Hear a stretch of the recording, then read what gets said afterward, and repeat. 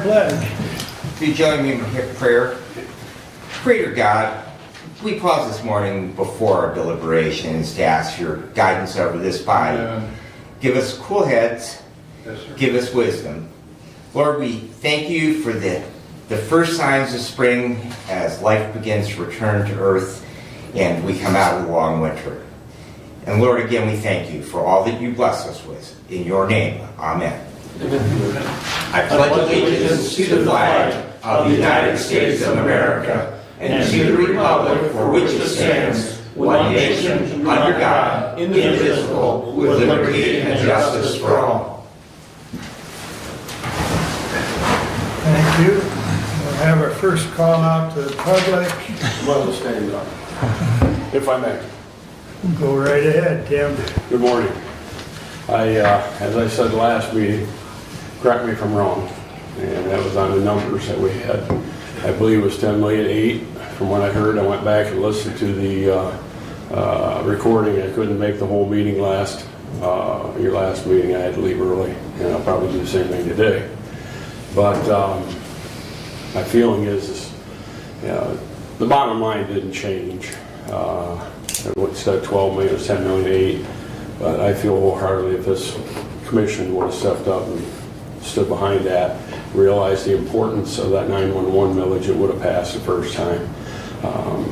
And I know that's water under the bridge at this point, but I wanted to correct myself from the last statement that I made. And moving on to the ambulance service, I see it is on the agenda today. And, there again, I went back and watched the video of your taping of your meeting. And I went and did a little research, nothing real big, but I don't see where it says the commissioners. I understand the implementation of the commissioners might be the ones in charge of the money, but we've always let the ambulance association deal with how the funds are split up. I was in negotiations with Paul Dickens and Dr. Akins, and some of you might not even remember those names, but Paul Dickens was running the ambulance service in Reading when I started. And we had similar conversations back then. It took me 10, 12 years to get the money divided up to where it is today. Because I can guarantee you that everybody in Somerset Township thinks every dollar that they put in goes to Somerset Ambulance. And now you're telling Pittsford they don't get a choice. You're telling Jefferson that they don't get a choice. And that's wrong. It's absolutely wrong.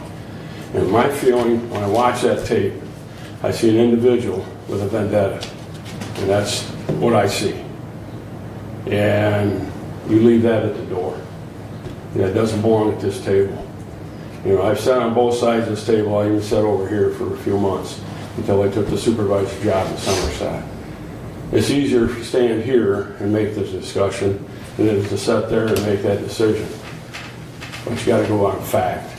You got to go on what it's about. And my mind is, and I've said this before, not in a public meeting, but that Joe Biden contract that you have everybody sign, either sign it or you don't get any money. That's wrong. You've got to have some sort of work agreement. I understand that. But it's just frustrating because I've been on that side of the table also. And, you either sign this contract, we don't give you any money. And you've got a company that's stepping up and covering somebody else's area and expects to be compensated for it. I don't think there's a person sitting here that wouldn't feel the same way if you were in their shoes. And, I just frustrating when you sit back and listen to this stuff, and I make a few phone calls, and I read the millage language, and there's no description in there of who disperses money. But I guarantee you Pittsford Township, Jefferson Township people want their money going to Hudson Ambulance. I've got family in there. I've got a son, his wife and 4 children, a daughter, her husband and 5 children. We've got a sister and her husband that live in those 2 areas. And I really, really would be keeping an eye on if you make them wait one minute longer for an ambulance because of a vendetta. The facts are that Hudson's covering that area. Leave that alone. work on the fact that the people that aren't covering their area, what are you gonna do with them? Those people need to be adjusted, not the Hudson ambulance is doing their job. They want to be compensated for the extra work that they're doing. That's as simple as that. Thank you. Thank you. I didn't sit in Stephanie's chair today. Anyone else wish to address the board at this time?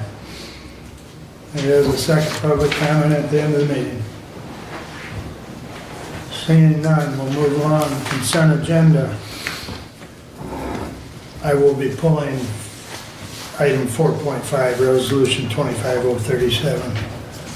There seems to be some issues that are unresolved, so that may or may not come back, but I will pull it today. Move to approve as amended. Support. Any other additions or corrections? Hearing none, all those in favor signify by saying aye. Aye. Opposed, same sign. Correspondence is listed. Is there any comments on correspondence at this time?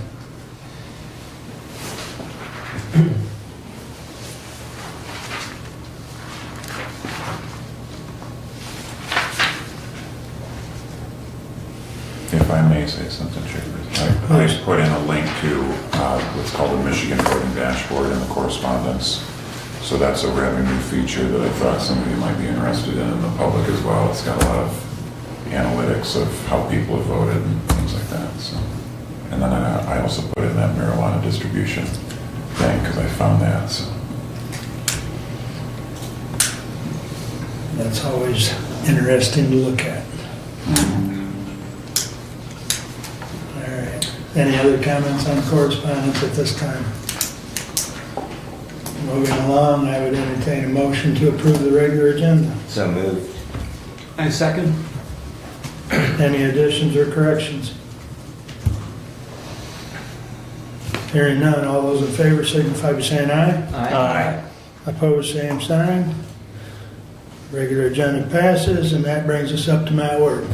Good morning, Matt. Morning. I come before you today with my 2024 annual report. I'm probably going to be talking more about what's going to be happening in 2025 than what happened in 2024, but I will touch base a little bit on what we did in 2024. We have a lot of projects coming up this year, a lot more than we're used to seeing, but I'm excited to get these projects underway. And Commissioner Collins, if you have any questions, I know you've never sat through this report before. I stopped over there prior to and Okay. she Please, ran me by all through it. means, don't hesitate to ask or reach out or if you have any questions. But I'm going to dive right into the projects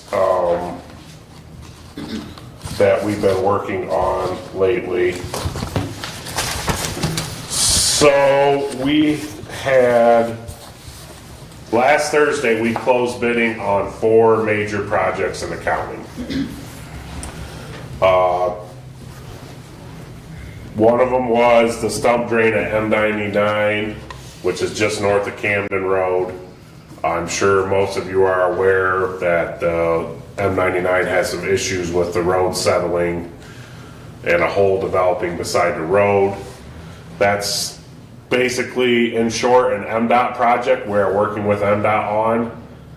We bid that project in July and got no contractors to come because MDOT is requiring that to be a pre-qualified MDOT contractor, which to my best knowledge, no contractor in Hillsdale County is pre-qualified with MDOT or would be of the proper sized contractor to do this job.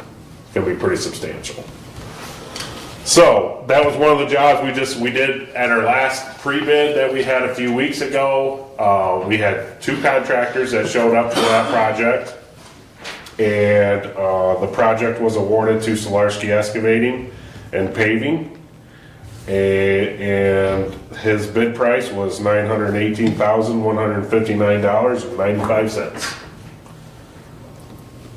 So we're excited. We got 2 contractors to bid, and we're gonna be, getting that work scheduled for this summer.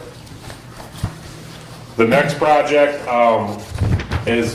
correlates with that stump drain at M99. Of course, that's the upper end of the stump drain. We also have the lower portion of the stump drain. I made MDOT aware that, look, if you do this work on M99, the drain downstream is not sufficient. There's issues. So they are funding that as well, and we're getting that drain replaced through this MDOT project. We bid that separately because that didn't need to be MDOT pre-qualified. So we actually got we got 5 bids on that. I'm excited. I've never had 5 bids, so we were pleased with that. The low bid was Kellogg Farm Drainage out of Eden, Ohio, and their bid price on that project is $184,522.50. So substantially less, but there's no work on the MDOT road, one county road crossing and some tile replacement. But we're excited to get that drain updated and through this MDOT project and have it funded through MDOT. So another project that we bid out with this group of projects is the Herring Drain in Litchfield. That too is an MDOT project. Basically, MDOT wants the culvert underneath M49 updated right in front of Tenneco, where the county drain crosses 49 there. So, unfortunately, we only had 1 bid on this one, but we did get a bid because it's the same MDOT pre-qualified contractors are the only allowed bidders. C&D Hughes was awarded that bid of $766,000, $766,809. So that involves the update of that culvert and then some downstream ditch cleaning and culvert updates. Fortunately, my engineers found some deficiencies in a couple crossings downstream, so the village is going to get some updated crossings too through an MDOT project, fully funded. So good news. We'll take what we can get. When's that project gonna start, man?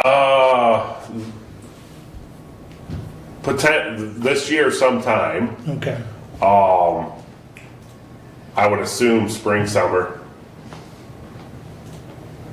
The MDOT projects are going to be complicated because they required us to maintain 1 lane of traffic on M49 at all times. Oh, okay. So that's why that bid price is pretty high. A lot of that's traffic control. I understand why they don't want to close it there with all the truck traffic and everything with the factories, but it did add a level of complexity to the project. The stump drain at M99, that is going to be a full road closure. We've talked about that in the past. We have a detour route. It's not great, but it's going to have to work, unfortunately. So Is there going to be a repaving component of that detour map? No. Because I know that was a big discussion in Ransom Township. We submitted our detour plans to the road commission and they accepted them. So, it's really not up to us. Okay. Excuse me. The next project that we bid out with this group is some dam repairs on Lake Somerset. Basically, in short, part of the earthen dam has some seepage. It's nothing emergency by any means, but it definitely needs to be taken care of. We've known about the seepage for several years. We've been monitoring it for several years. It just got to the point where we needed to take action. So we received 3 bids on that, and the low bid was Precise Excavating I believe they're out of the Charlotte area. I have worked with them on other projects before, good contractor. That bid price was $134,136.37. So I was pleasantly pleased with those. We got 3 bids on that, and they were lower than what I expected. I thought it was going to be more than that, so I'm happy with that one. So those were the 4 projects that we recently bid out. I'm meeting with one of my engineers Thursday to schedule bidding out of the Clark Drain project in Woodbridge Township, which we've been working on for several years. We're pretty much to the point we've got our Eagle permit, Eagle publicized the permit. I know Commissioner Benzing was saying he saw it. I saw it come through. So that was a big holdup. We have final design on that project, so we should be ready to bid soon. The other project that we're hoping to have ready to bid soon is the Boyd Drain in the village of Waldron. We're not quite nailed down with final design on that, but we're very close. And like I said, I'm hoping to bid those within the next 30 days. The concern is the longer you wait, the more contractor schedules fill up, and then they don't want to bid on stuff. I think that we experienced that last July. July's not a good time to bid work. Everyone's already got their schedule all made, so. Lake Leanne. So Lake Leanne, we had our court date on December 18th to amend the lake levels and special assessment district. I know I've talked with the board several times about that in the past. Commissioner Collins, just real quick, we had a discrepancy in the actual court-ordered legal level for Lake Leanne for the water level, and the only way to correct that court order is to go back to court and have that corrected. So we went through that process, got that accomplished. However, Leanne's north and south both have a summer level and a winter level. So we set winter level, then it was observed, we have remote water level monitors on those lakes, which really saved our butts for this because we noticed that South Lake was trending back up in height. The water level was coming back up, not going down. So we went out there and checked it, and come to find out that the structure actually plugged with leaves. So we checked North Lake, and that has a very similar structure. They're pretty much identical. That one did the same thing, plugged with leaves. Never had that happen before in my 18 years here. So basically, the lakes were not discharging any water. They were coming back up. And this process went on, so we worked on it. We finally got them opened up like the second week of January. We had a company come out with a hydrovac truck. We tried sucking the leaves out. They made some progress, but it was apparent pretty quick that that was not the proper way to go about it. So we actually had to call in a dive team. We got fortunate. I knew that my dad had, when he was drain commissioner, he had a dive team out there in the late 90s and early 2000s. So I dug through the files. I found an old invoice, called him. He was the same guy that, he's like, yeah, I remember that. I know where Lake Leanne is. I was there, I was the diver. I'm like, wow, this is crazy. But he came out, and very professional team, but they basically had to, dive down in the chamber and kind of rake the leaves up with their hand into a big pump hose and suck them out. And it was, several feet of leaves that were compressed in a 4-foot or maybe 5 foot by 5 foot concrete chamber, 25 foot deep. So it was a very interesting project. It also, we had some weather concerns. I believe it was December 28th. They were calling for rain on December 29th. I talked to a member of the Lake Association board, and we were both concerned about, if we get rain and these lakes aren't flowing, what's gonna happen? So we had to have 2 6-inch diesel pumps brought out, and those ran for 10 days straight. And they basically just they didn't even really maintain the level. The level did come back up, but it would have been a lot worse if we didn't have the pumps going. So a lot of hard decisions, but overall we got through that process with no damage that I know of, no property damage or no issues with the dams. So everything worked out good. It was just a pretty busy about 30-45 days there of going up to Lake Land every day, checking stuff, fueling pumps. So that was a interesting deal. Bear Lake, we did a project out there 4 or 5 years ago. We had some more issues arise.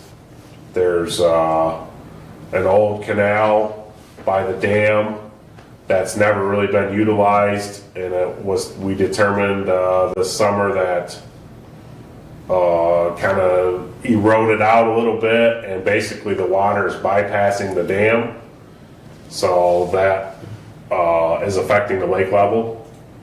So we're in the process of putting together a project to remedy that issue out there at Bear Lake. That hopefully will take place this spring too, because we want to get that done. If we don't get that done before boating season, they're not going to be able to get their boats probably out in the water. I don't know how many of you are familiar with Bear Lake, but it's a real shallow, long shoreline. So the water goes down a little bit, and it really affects the shoreline there. So Will that also affect Wilson and Bankers then, Matt? no. Their water comes through Bear Lake, but it's not we don't control the level of their lakes. Okay. So, Mary Lake, I know Commissioner Benzing was questioning, where we were at with that. So, we have, we're applying for Eagle permit. We're in that process right now. I was hoping to do this last year, but it got behind. So, we're working on applying for Eagle permit. We're wrapping up final design on the project. And I have a contractor scheduled for this fall after boating season to get that work completed on that dam before or after everyone's got their boats out of the water, because there will be some temporary drawdowns on the lake to do the work. Okay. So It's pretty shallow to begin with, so. yeah, right.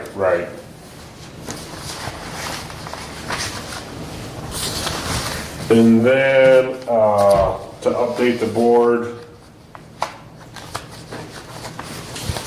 we are due for our triannual lake inspections. Eagle, State of Michigan requires us to inspect those every 3 years by certified engineer. And that is up this year. So we have 14 lake levels. I know the board helps us out with Cambria Mill Pond. We have no role on that one. No special assessment district. So be expecting that. So as far as work that we did in 2024, so my breakdown is we received 142 requests for work on county drains, lakes. They vary, tile repairs, ditch cleanings, beaver issues, miscellaneous. 142 requests received last year. We completed 107, and with so the open requests, we have 148. That includes things prior to 2024. We received 389 misdigs. We're part of misdig system, so when someone calls in and needs to dig and there's county drain in the area, we get notified. It's a great way to track what what's going on and who's doing it. It's kind of hard to police. I mean, 389 mistakes is a lot for a small office like ours, but Aaron and Dolly do a great job of filtering out the ones we don't need to worry about in the office. But applications, we received for applications for permits. We basically issued 15 permits this last year for work in county drains. A lot of it was, utility, broadband, phone lines, gas lines, stuff like that. I think we're going to see an uptick in broadband. I've heard that Michigan is like number 7 for the amount of funding they got for broadband. It's in the billions. So our association, I'm actually part of the broadband committee. We're not really concerned, but we want to make sure that all the drain offices understand the severity of extensive broadband installations and permits. I've already been through that the last several years. I worked a lot with the MCI.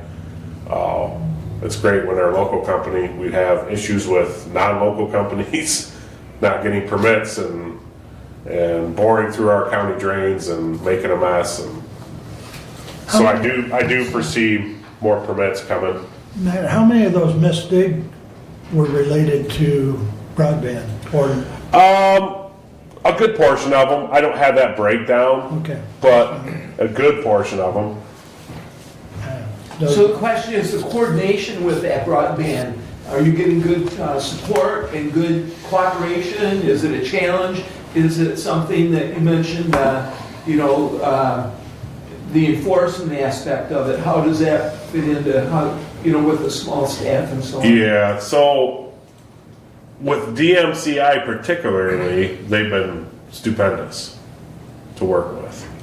It's these bigger companies that subcontract that we have trouble with. So as far as like policing everything, because from our permit fees, we have some funding through the permits to pay for. We have an engineer that specifically handles pretty much all of our permit activity. So he'll facilitate the communications with the companies, and then facilitate scheduling, when they're going to be working within the county drain easement, and he'll be actually on site doing an inspection as they're doing the work. So that's been. So they're pretty visible though. When they're out there, they're there. Yeah. Or you see them coming. You might be a few days behind them. Yeah. They're trackable. Yeah. The issue is they have to let us know, we need notified like, hey, we're going to be, on this county drain on this day. So, Chris, our inspector, engineer, can get scheduled to be out there on site with them. I see. So, okay. Questions? I don't want to. Oh, I got a minute left. Look at that. Oh, no, yeah, no, Any questions for Matt? no. So Matt, back to those bid projects, I know you said the first 3, Yep. there are all going to be funded by Michigan Department of Transportation, so there'll be no assessment levied on for that, for the work That is that's done correct. in those trains. That is correct. The Lake Somerset, you said you're at 134,000 on that bid, and from your report, we're already 121,000 in the red on that lake district. So will that combined project, and I know a lot of that cost that were in the red was because of the engineering cost and everything else that had to be incurred to get to this point. Will you go out and bond then for that project? Well, I think we're definitely going to entertain the best option there. I know there's a limit for when it's practical to bond a project versus just getting a note. So we're definitely looking into the options on that, and with Lake Leanne as well. Okay, so is there more work then to be done to Lake Leanne? I know you went through the court process to readjust that lake level, but I guess I didn't see in your report that there was additional work that needed to be done on Lake At this Leanne. time, no. there's not. We accumulated quite a bit of cost with the leaves, the removal of those leaves. That was quite expensive too. So we need to cover that. But the fortunate thing is with both Lake Land, like Lake Land has over roughly 2,000 accessible parcels. So that when you start assessing to those people, it spreads pretty nicely. How many on Lake Somerset? Do you know off the top of your head, Aaron? It's less than land. It's like 1,800. Yeah. Okay. It's less than land, but it's still a pretty good sized district. And I know, I forget when it was, but I know that we have already given you the authorization to exceed the $10,000 Yes. annual assessment on both Yes. of those lakes, so. Yes, and you know, the board has been very helpful with the lake revolving.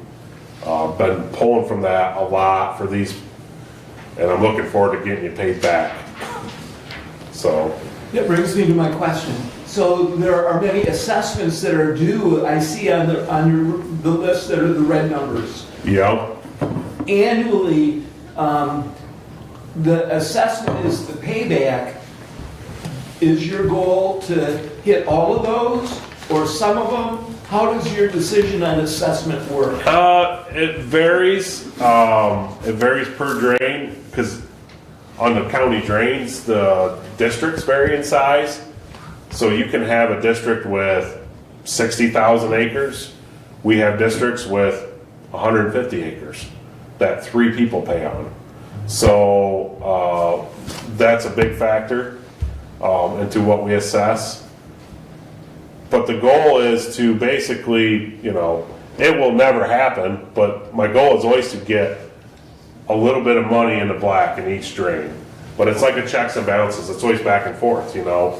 I get $1,200 in that drain, and then we do, you know, a $2,000 repair on it, it puts it back in the red, $800. The next year I try to assess that back out, so it's always back and forth. Right.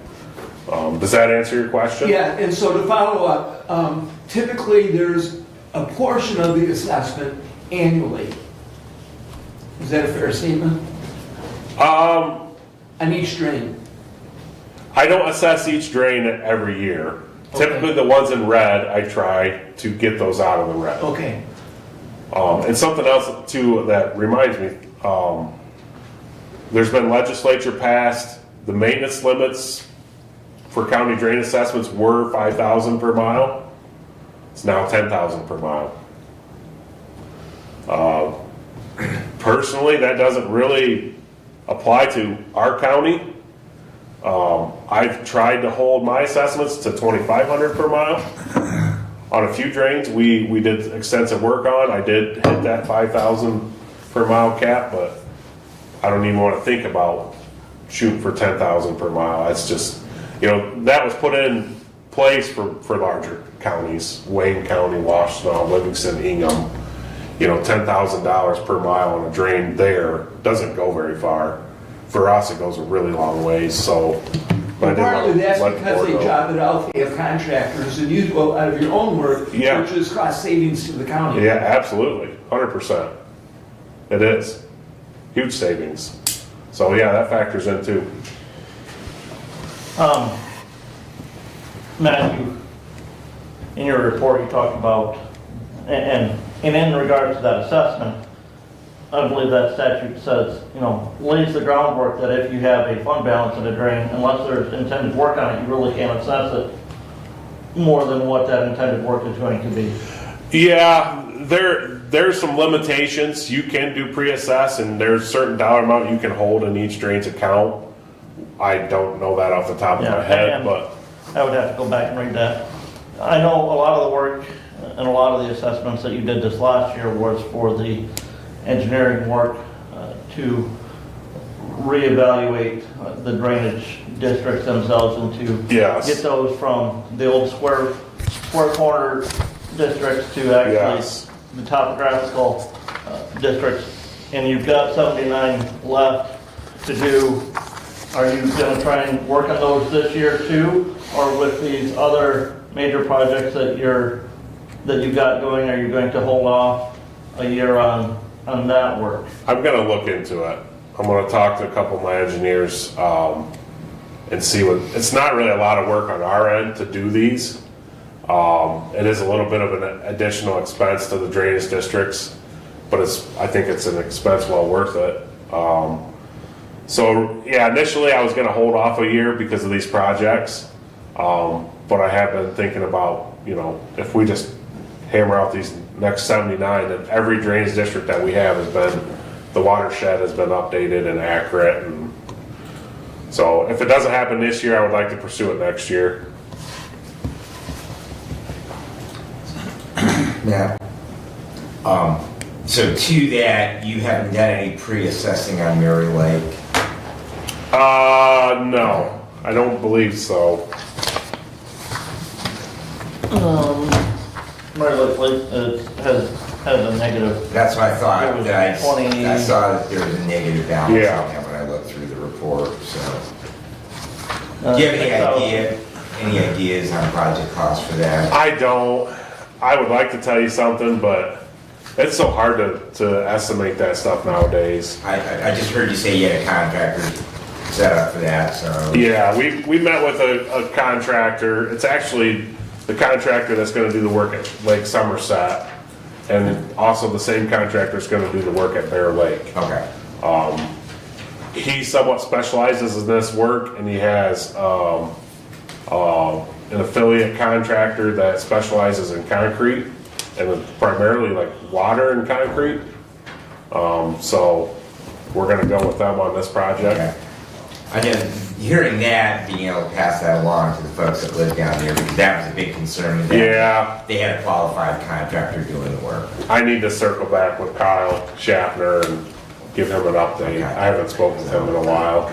So perhaps even if you can come down to Amboy, so they're the second Wednesday of the month, that might be helpful, to update the board. That way the board can hear from your lips. Do they typically see a lot of people from Mary Lake come to their meetings or not? During the summer months, one or two. Yeah, So, and that Yeah. ebbs and flows. yeah, okay. So, my other question, because it's just, that thing that's in the back, because of the size of it, is Mosierville Lake. Any updates, anything? Oh, on yes, thank you for bringing that up. So we applied for grants again on Mosierville and Somerset, correct? We made it to the next round. That's pretty awesome. Because we've applied for, I think this is the third time we've applied for Mosierville. And we never made any traction. So, we're in round 2. Okay. I'm excited about that. My engineers are working on it with me. The paperwork for these grants is atrocious, but they're getting it done. And I haven't heard, when we'll know. I don't know how many rounds there is, but I think it's great. We made it through the first one. So I'm glad you brought that up. Thank you, Commissioner. Thanks for the I update. forgot about that. So the issue with Mosierville Lake is it's an expensive project and a few parcels. Yeah, about 17 accessible parcels. So you spread $100,000 on that, pretty easy to do the math. Is that, And That's gonna be not, $100,000. yeah, that's not, yeah. is that assessment spread based on number of parcels or based on lake frontage? I believe that one is, each lake has a different methodology. Some of them where it's just basically if you have access to the lake, you pay this much. I think that's how that one's set up, but I'm not for sure. I'd have to look into it. Regardless- One really big property owner and then a bunch of houses. Right. And regardless, it's a big number of dollars to Yeah, be assessed. It's like Cambria Mill Pond, that, not a lot of parcels and. Well, but Camber and Mill Pond, there is no assessment district. Right, but. But isn't that dam similar with, Big Mosierville Lake? I think that dam there is underneath the county road or, Correct. and isn't Mosierville dam the same, Motorville Lake? Yes. Or Cambria Mill Pond is the same? Yes, Yeah. yes. So the road commission pays a share of that to check that dam? Well, I know they put the bridge in. They repaired the bridge, what, 30 years ago Yeah. or so? We didn't get them to pay for the inspection. More power to you. I really don't want to look into going through the process of establishing a special assessment district on that one. I think the cost will be astronomical, and I don't think there's enough people to spread the cost. So they're doing bridges, but they're doing with federal projects by application. You know, that's what some of the, and then the Hog Creek Bridge, I think was Allen Township that cost shared with that. Yeah, And they worked a payment program with that. yeah, yeah. The unique thing with this Cambria Mill Pond is there's the bridge, but there's also the bridge. It serves as a control structure for to set the elevation of the lake. So yeah, the roadway itself is part of that dam. And now, like Motorville, there's a fair amount of fall there. Yeah.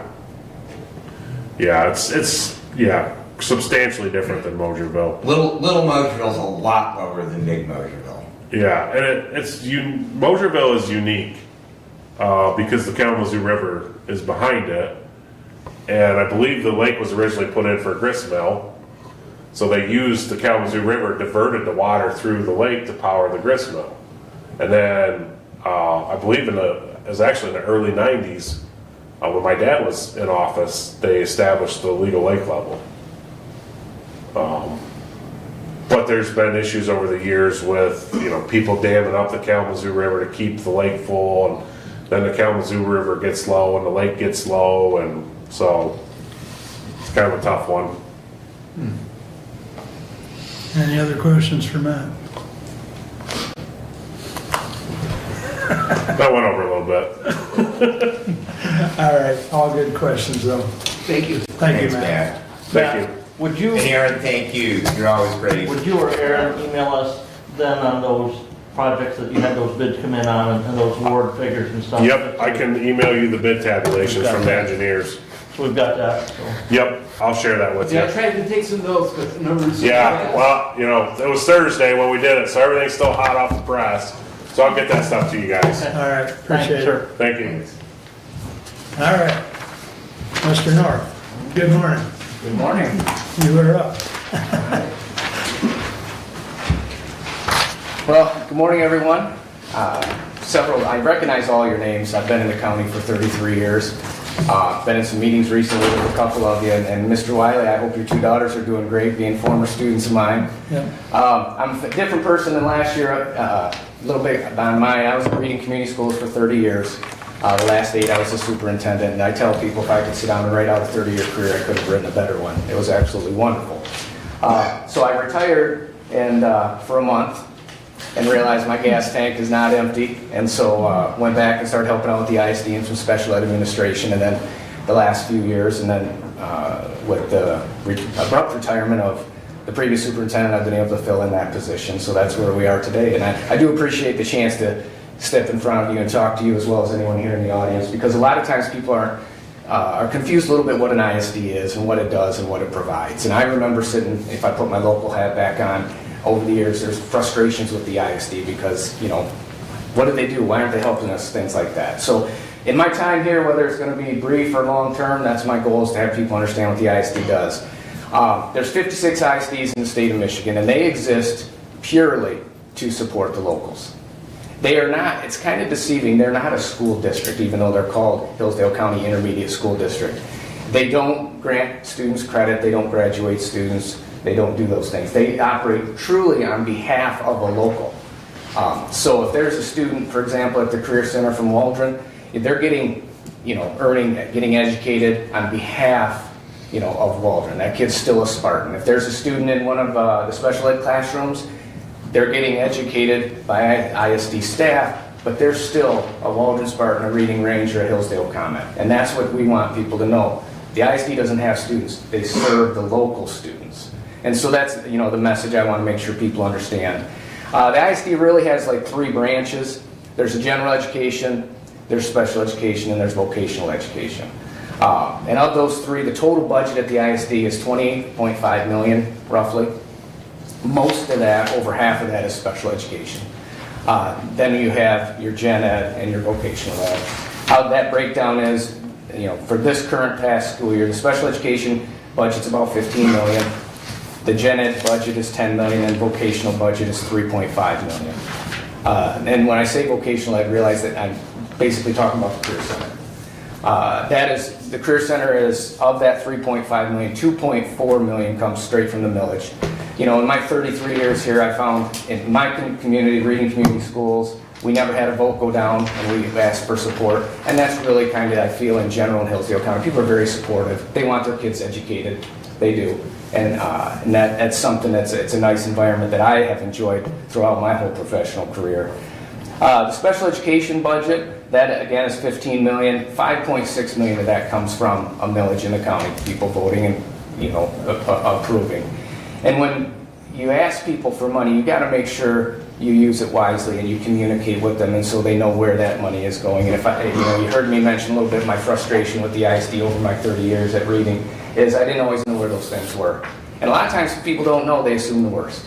And so you don't want that. So you want to make sure people understand this is how your money is being utilized. One thing I did this year is I broke down every district in the county and gave them a sheet that showed exactly how much of that millage they get in regards to services. So they truly know. Again, I think that's important. You need to be transparent, because again, people's minds will assume the worst, and we don't want that.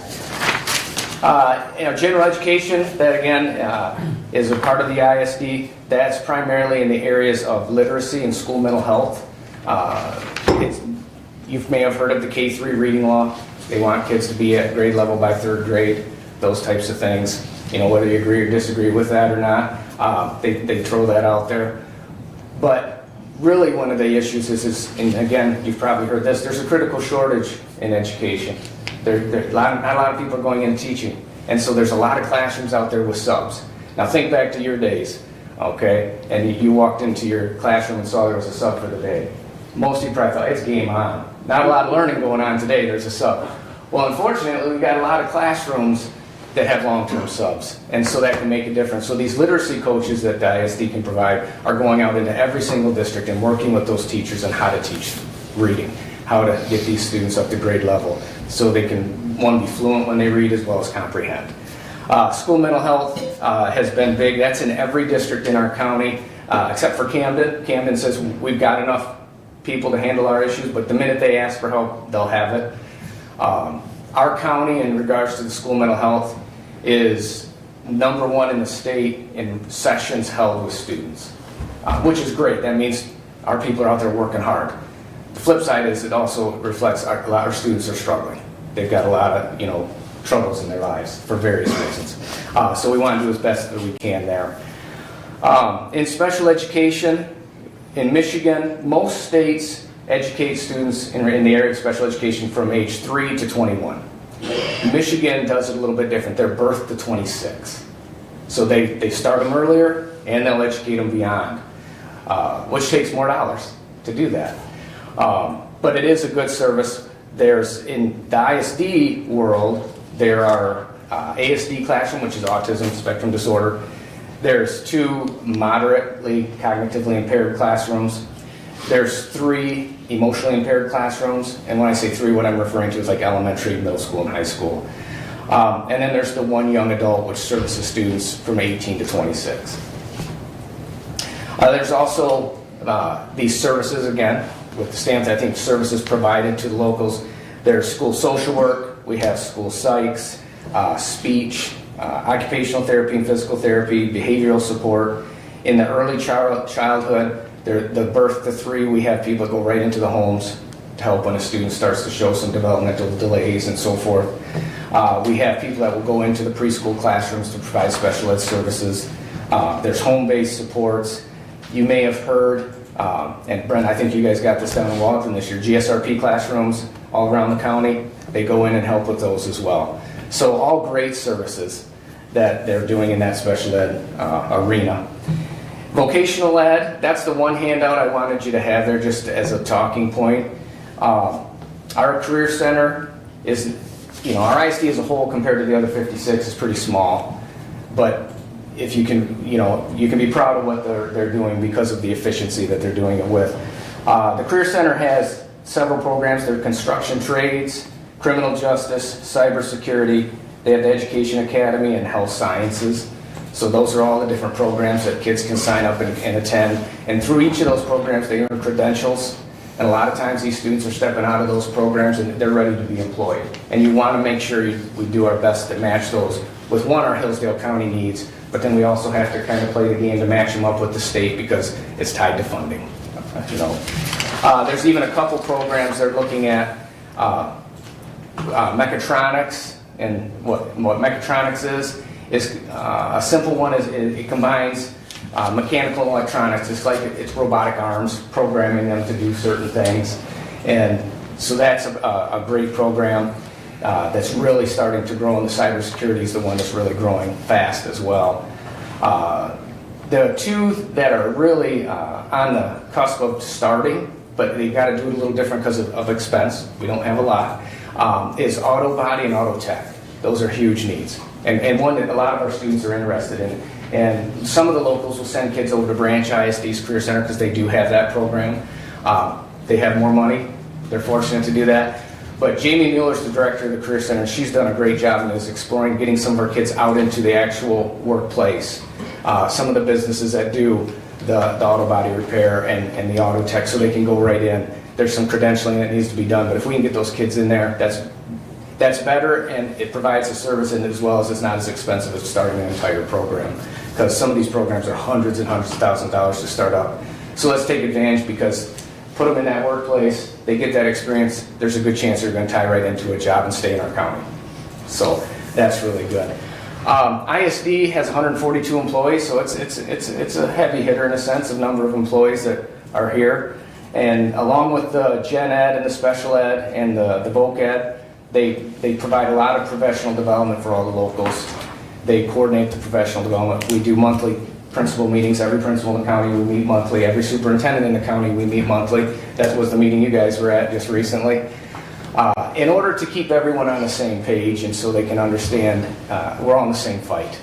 If somebody, and I keep using Waldron just because you're here, Brent, but if somebody's, if the principal or the superintendent of Waldron is struggling with an issue, chances are the guy in Reading or the person in Camden is struggling with that same issue. So, we want to, love our schools, love our logos, love our mascots. I'm going to be a Reading Ranger till the day I die. That's just how it is. But I also know it's important for that Camden, I almost said Redskin, Red Hawk, to be educated and be ready for the world and be a productive citizen as well. So that's a really nice thing. We also provide, or I say we, the ISD provides business services to two locals, Litchfield and North Adams. They get business management services and handle all the payroll for them because they couldn't find their people. It really, I want to stress, and I think people need to more realize that ISD, again, is there to serve the locals, to help them out, to fill in those gaps. It would be way too expensive for a local to hire all their own school social workers. So it's done collaboratively through the ISD. So we have a social worker that might be at Camden part of the day, they might be at Reading part of the day, and then another part, they might hit Litchfield. So it makes it efficient as well. So it's not a waste of those dollars. So that is what my kind of goal is in the time that I've been at the ISD and filling in here as the interim superintendent. I just want people to understand that role and drive that point home. And I think it's coming around. My phone rings every single day from a different superintendent in the county or a different principal in the county, or someone saying, hey, we're struggling with this, or I've got this kid tearing a room apart, what do I do with that? All of those types of things. The more minds pulling it together, the better that we can be. Now, the one handout I had there was on the Career Center. I wanted to show you. That's kind of a bragging thing, in my opinion. It shows the trend in the county. Total student population in the county over the last years is still going down. I believe the population of Michigan is still going down. But the county as a whole, students is going down. But if you look at the Career Center enrollment, it's going up. That's a good thing. we're educating more kids. Even though there's less, we're educating more and more. And if we can get this auto body and auto tech going, there's a handful more that might be interested, and we can continue to educate them and keep them in the county. Okay. I threw a lot at you there. Any questions? Sure. Yeah. I know last legislative session, and I don't know where it ended up, but they were looking at changing the way that work permits, you talked about students out in those occasional things, but I know that they were looking at moving those, where the schools have traditionally been involved in that, moving those to the county sheriffs. Was that bill successful in any form? Yeah, I don't think that went through. Okay. On my personal opinion, I don't know how you feel. I'd leave it at the schools. You know. Seems like that's where it should be you know, at. and I'm not sure where the driving force was at. I myself, even when office staff is busy, will go in and get the kid a work permit so they can go work. Yes, we want you to do that, learn those skills and things. I'm not sure why they would change that, but I hope they don't. And to that is also a funding component, because then our sheriff's department would have to, take on that. So it's a concern there that, it's a time crunch on the county. The other is that in working EMS, I occasionally will bump into a bright young person that comes out of high school and through their local school district or the ISD there in other counties, they're coming out with both having fire academy, so they have their fire 1 and 2, and they also have their EMT basic. And I know at one time we did have an EMS component out at the Career Center. I think that that has been gone for a few years now. But I would just tell you that having worked with some of those people, they're very well prepared. And there is a lot of opportunity in both of those fields right now. But if you have Fire 1 and 2 and you've got your basic, there's a lot of career fire departments that'll hire you and put you through paramedic school and pay you good money right out of the gate. So for an 18 or 19-year-old, it's a fantastic opportunity for an excellent career. Yeah. So just I don't know if you've thought or internally taking a look at a program like that. But definitely, I've seen some very positive outcomes from it. That's good to know. And that is the goal. We want kids to leave those and be able to roll into employment.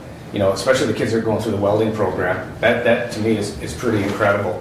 And it doesn't match up. I think welding in Hillsdale County is a high priority, but it's not at the state level. So they don't tend to reimburse as much funds for it, and that's a frustrating piece. But Not only welding, but also your building trades program that you have. Yeah, and you can see our programs are bulging. Kids want in them. The days of sitting in a classroom and hearing the teacher talk for 45 minutes, 7 times a day and all of that's got to change. I mean, it hurts me a lot. I'm a lifelong educator, but our system does have to change. It has to meet the needs of what our society is and what our kids want and their interests. Give them the basics and then let them run in what they're interested in. If that kid's interested in building trades, let's get them in there, let them go. Back to the paper, the handout today, Chuck. The numbers that you gave there for countywide enrollment, is that the 10 public and charter schools in the county? Yeah, that's all of them. Yeah, it doesn't. I don't believe that includes Hillsdale Academy. Okay. I think that's the 2 charters and the 8 traditional publics. All right. Thank you for stepping up to serve on the Planning Commission of the county. Sure. One of the things I did here while sitting here and just looking at some numbers is, as a school board member, one of the great things that Planning Commission master plan has had in the past is that student enrollment count. And the last time that master plan was updated, I went back and I looked at the 8 public schools, because I don't believe the charter schools were there in 99 and 2000. Yeah, they may not have. And the student enrollment at that point in time in those 8 public schools was 7,328. That's 2,186 less students in the county in those public schools in that 24 years. Yeah. Yep. And they're some have moved away, some are homeschooled, some are different, going online schools. Back in that 99-2000, you didn't hear about online schools or virtual schools. Hardly, how many people even had the internet then? But now it's common. and you fight that battle. Myself, I think it's good for kids to have face-to-face instruction, whether that be at the Career Center, in the classroom, and so forth. There are some that I think benefit from virtual, but during the COVID time when everybody had to go virtual, that was a crash and burn for the kids. It really was, 70-80% failure rates. So, but I remember when I came to this county way back in the fall of '92, speaking of Waldron had 600-800 kids, K-12, North Adams did, Litchfield was a powerhouse, they were a big rival. We used to open at Reading with North Adams every year in football, and that was a big game. Now they can hardly put eight man on the field. It's just different that way. I would add, though, despite Commissioner Leiner's efforts, most people are not having children today. Right. That's true. And I didn't help. I had one, so I didn't help the cause. Don't encourage him. No. Those days are over. Also at the top here says you guys apply for a new program. Oh, that's just from the printout. That was probably the Auto Tech and Auto Body. All right. Yeah, that's right from the website. If you go to the Hillsdale ISD website, and if you go over to the Career Center one, again, I want to give credit to Jamie Mueller who heads that up. She's done a wonderful job. That website's really nicely laid out. You can get a little synopsis on all the programs. You can see the staff, which are good and hard, dedicated people. And again, Mr. North, thank you for stepping up, serving in that interim role there at the ISD. Sure. I enjoy it. What's the possibility of you staying in that role and removing the interim title? I'd be all for that. I have to go through the process. Gas tank's still full. Yeah, this is my 33rd year in education. I'm ready to keep rolling for a while. So. Retirement's a myth. What's that? Retirement is a myth. Without getting sidetracked, people want to hear us talk about that. I might slow down someday, but I don't see myself sitting at home. But I'm going to do something, that's for sure. You just change gears. Yeah, that's what I'm thinking. You gonna be around the office later? Yeah, Okay. I might stop on the way home, sure. visit for a little bit. Sounds good. All right. I'd love to catch up here how your daughters are doing. I haven't seen them in a long time. I'm sure. Yeah. So that report online, we'll have that enrollment by district as well. I'm sorry? If I went online, we can see that enrollment by district. Yeah, I think it is, and if not, just let me know, we can get it, because we've got all those numbers. Okay. Well, thank you again. Very good. And if you ever want anything, I'll come every month if you want. It doesn't bother me.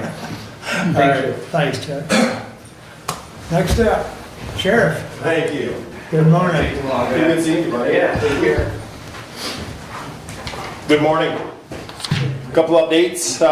Jail count today is 78. We're in the high 70s, low 80s any given time. We are COVID free at this point. At one time we had 40 inmates with COVID. The nurse did an amazing job of treating them and getting the COVID out of the jail. Certified as of Friday, we have a new K-9 on staff who is trained in explosives, and his name's Tito. So Tito can detect gunpowder, wicks, C4, everything to make a bomb. And he is also a bite dog as well and a tracker. This was all due to County National Bank Foundation giving us a $21,500 donation. So they approached me and said, hey, we heard that you're looking to put on another K-9. And I said, absolutely we are. They donated the $21,500. The dog and the training for both deputy and the K-9 was $15,000, so we had roughly $6,500 left over that we put in the K-9 fund for medical bills or nail clippage, all that good stuff. We also, County National Bank Foundation put on a fundraiser for all three of our K-9s and was able to raise $3,900 in donations. So that's another addition to the savings account. Brett Boyd is giving us 25% of all food sales that day in Underdogs, so we have not received that check yet. I expect possibly another $1,000, so it's almost another $5,000, or total of $5,000. Deputy McCormick went through the extensive training with Magnum Canine. We've gotten all 3 dogs from Magnum Canine. He does a great job training these dogs, and does not train us for the 20 hours it takes every single year to keep that dog certified. So it's all included in that cost to keep our dogs, up to date and certified. Quick question. Yep. Each dog has its own trainer? Yes, sir. Handler. Yep. Handler? Yep. Thank you. Yep. Each dog has its own handler. And those were existing staff members that you had? Yes. Yes. Okay. Yep. So they get no more pay. They take the dog home with them. They're responsible for the dog's welfare, and they ride with them every single day and every time that they're on duty.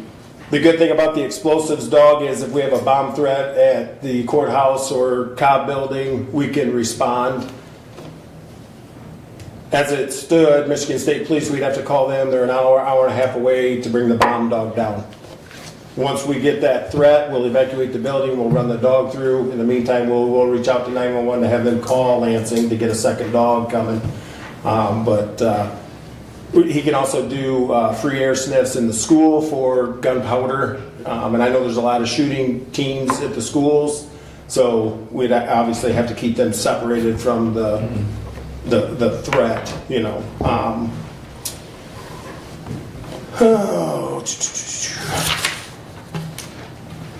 Any questions on the canine? That's the main reason I'm here is to discuss the canine program.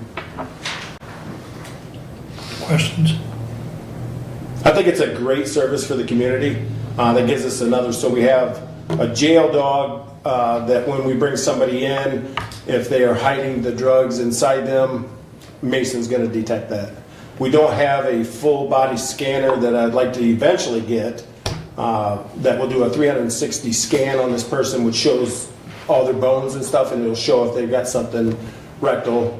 So then we can house them in a separate cell by themselves till they pass it. Mason will be able to detect that. Mason knows all the drugs, every single drug out there, because you're not allowed to have any drug in jail. Plus, he can go to the schools and detect marijuana. So he's been to the Quincy schools, he's been to Camden Frontier, I believe we've been through Reading. We've just about been through every school district. I know we've been to Waldron. Draco, my canine on the road, Draco knows all drugs except for marijuana because it's legal statewide. And if we illegally search a vehicle, that's not going to be good for the county. So he knows all drugs except for marijuana. Now they don't know fentanyl because just a little dab of fentanyl will kill my dog or my deputy. So if they detect, and normally fentanyl is laced with methamphetamine, so he knows methamphetamine. So once we get that methamphetamine, we bring it back to the office, and at that time we test it to see exactly what it's mixed with or how it's laced. He is a biter as well, and a tracker. So we have 2 bite dogs, a non-bite dog, because we can't have a bite dog in the jail. It's a big liability. So it's a great service, like I said, for Hillsdale County, and we just got an outpouring from the community as far as the donations go. I have one gentleman that brings me a $50 bill every month when he gets his Social Security check that goes right into the canine fund. So that's $600 a year that he donates. My friends at Southern Michigan Motors told me anything I need for these dogs, let me know, he'll cut me a check. So there's animal lovers everywhere, and we appreciate that. Didn't you tell me like TSC or? Oh, I'm sorry, yes. Family Farm and Home donates the dog food. So obviously we put a big banner up during this event last Tuesday, and it was well received. And as far as you referring to them as bite dogs, they only bite on command. Right, and not all 3 dogs, or not both dogs. So Tito, the new one, is Dutch Shepherd, so he's spoken to in Dutch. German Shepherd / Malinois, I think that's how you say that, Malinois. He is taught through the German, so they don't know the bite command for each other. So if the Dutch Shepherd knows the bite command, Draco's not going to take off too, so they have their own language that we deal with. Some of the handlers had to learn some, Absolutely, the commands. Language. Yep, Yeah, yeah. sit, stay, bite, yeah, See, seek, it's not necessary to learn Spanish in school. We need to learn German and Dutch. yeah, there you go. Okay. Sorry about the cough. I've been dealing with something for the last 2 months here. COVID free though. Any questions? I'd be glad to answer. Appreciate the update. No problem. If you'd like, I'd like to keep you updated on the jail count. I know we can't do anything about that now. I'm looking for possible grants out there that'll pay for a building. I mean, we can build water parks in Ann Arbor, but we can't fund a jail for criminals.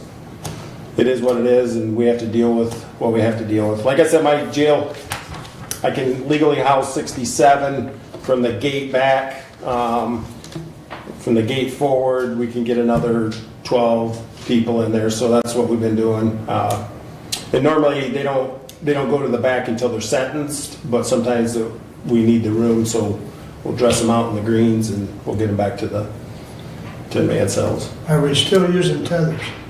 We still are, and the judges have been doing a great job with domestic violences.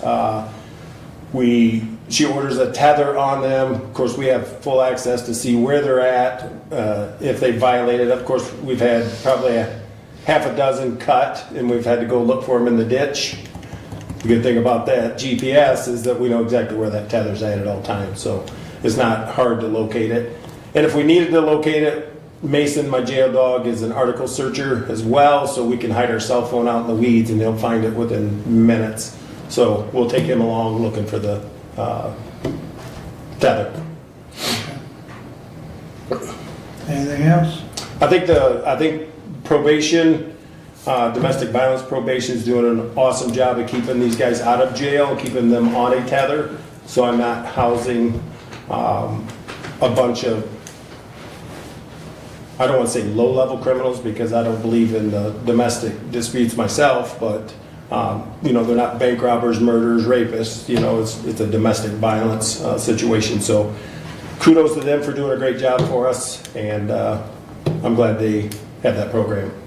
Sheriff, handle on number of warrants we have right now. I know we talked about that 18 months ago. I think last I checked, Commissioner, I think we had roughly 350 sitting out there, and I'm not sure what the state has, but a lot of times they'll call out and say, hey, we have this person, probation violation or child support warrant.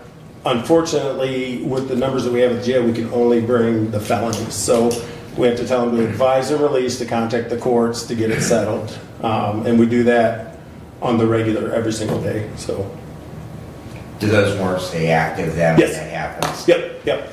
Unless they actually go to the courthouse and then get their date set for the hearing or whatever. But I know that Judge Syverson has made a significant effort, and also the district court magistrate, to get those people arraigned. I know that there was some issues in regards to making sure we have public defenders available, because they do have to have access to defense counsel if and when they're arraigned. But does that seem to be working as far as getting those warrants processed? It is. Since then, I know she's sent a lot to prison, which she's going.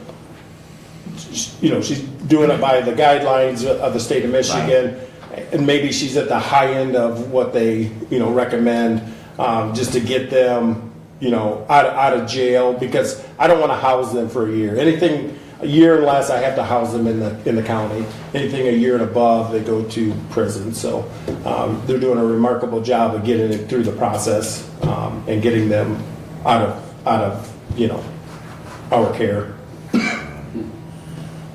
And it's a big liability, right? I mean, it's jail is the highest liability and probably in the county, because we're responsible for 78 human beings not to kill each other. So, yeah.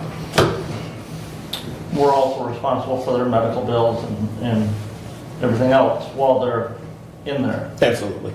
So here's a good thing, Commissioner Langer, is that we have a full-time nurse. Sheriff Parker did a great job on requesting a full-time nurse. Had it not been for our full-time nurse, these 40 inmates probably would have been taken to the hospital for care on the COVID, where she actually gave them all the vitamins and all the three components, and I'm not sure what those are. I mean, she's told me 100 times, but giving them a daily regimen of these vitamins and stuff that they need, which took the numbers obviously from 40 to 0, you know. And what she would do is she would segregate those that tested positive for COVID. They would go into, like, let's say the TV room where there's 20 other, you know, COVID patients. But her, like you said, we're responsible for the medical, which she's called out a lot of, I think I'm having a heart attack and all that. Well, she takes the blood pressure, you know, and all that stuff. You're not going to the hospital, you're not having a heart attack. Which if we had not had a nurse, we had to take them for their word, right? I don't want the liability of them dying in my jail because we didn't give them medical help. So, she's probably saved us, I would say, in the tens of twenties of thousands of dollars of having to go to the emergency room. So kudos to you guys for allowing us to have a full-time nurse, and she's worked out great.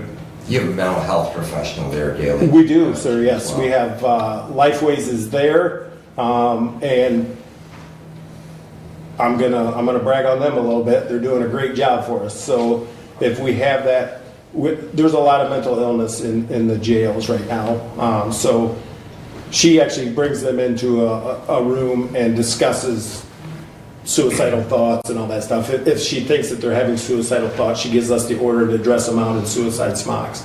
Then she gets them on the right medication. Might be suffering from, you know, opioid addiction or whatever. Now they're thinking about killing themselves. So she will get them through the mental health process. We'll do our part and do exactly as they ask us to do. Our nurse then administers the medication to them. So yes, Lifeways is a great partner to have, especially when they're in my building 8 hours a day, 5 days a week. And they'll come in on the weekends if we ask them to, if we get somebody in that's just, you know, not with it at all. So it's been a great benefit to the Hillsdale County Sheriff's Office. Well, and I bring up the medical cost because as Commissioner Bensing mentioned that, you know, there was some legislation pending last year to change how the work permits were done for students in schools. There was also, I believe, some legislation pending to allow Medicaid to cover the medical costs of those inmates, whether they're in a state prison or county jail system. And I don't believe that made it through the legislature, but it's something that, you know, we maybe need to talk to our legislators about is, you know, that cost, why should that additional cost be borne on the county? And I did. I went to State Rep Fink roughly 2.5 years ago and advised him that once you're incarcerated in the jail, they lose their Medicaid or Medicare. He went to the legislation to try to get that passed where they cannot take that care from them. I said, it makes no sense to me. I know when they're on state aid that the taxpayers are still paying it, but we're getting double whammied, right? Now the taxpayers are not only paying for the services we're here, now we're paying for the medical bills. So he is the one that, I'm actually the one that started the talks about keeping Medicare and Medicaid in the jails. All right. Well, thanks for the update. Thank you. Have a great day. Thank you. Thank you. Before we get started, 5-minute break. We can do that. We'll take a 5-minute break. It's 10:20. We'll resume at 10:25.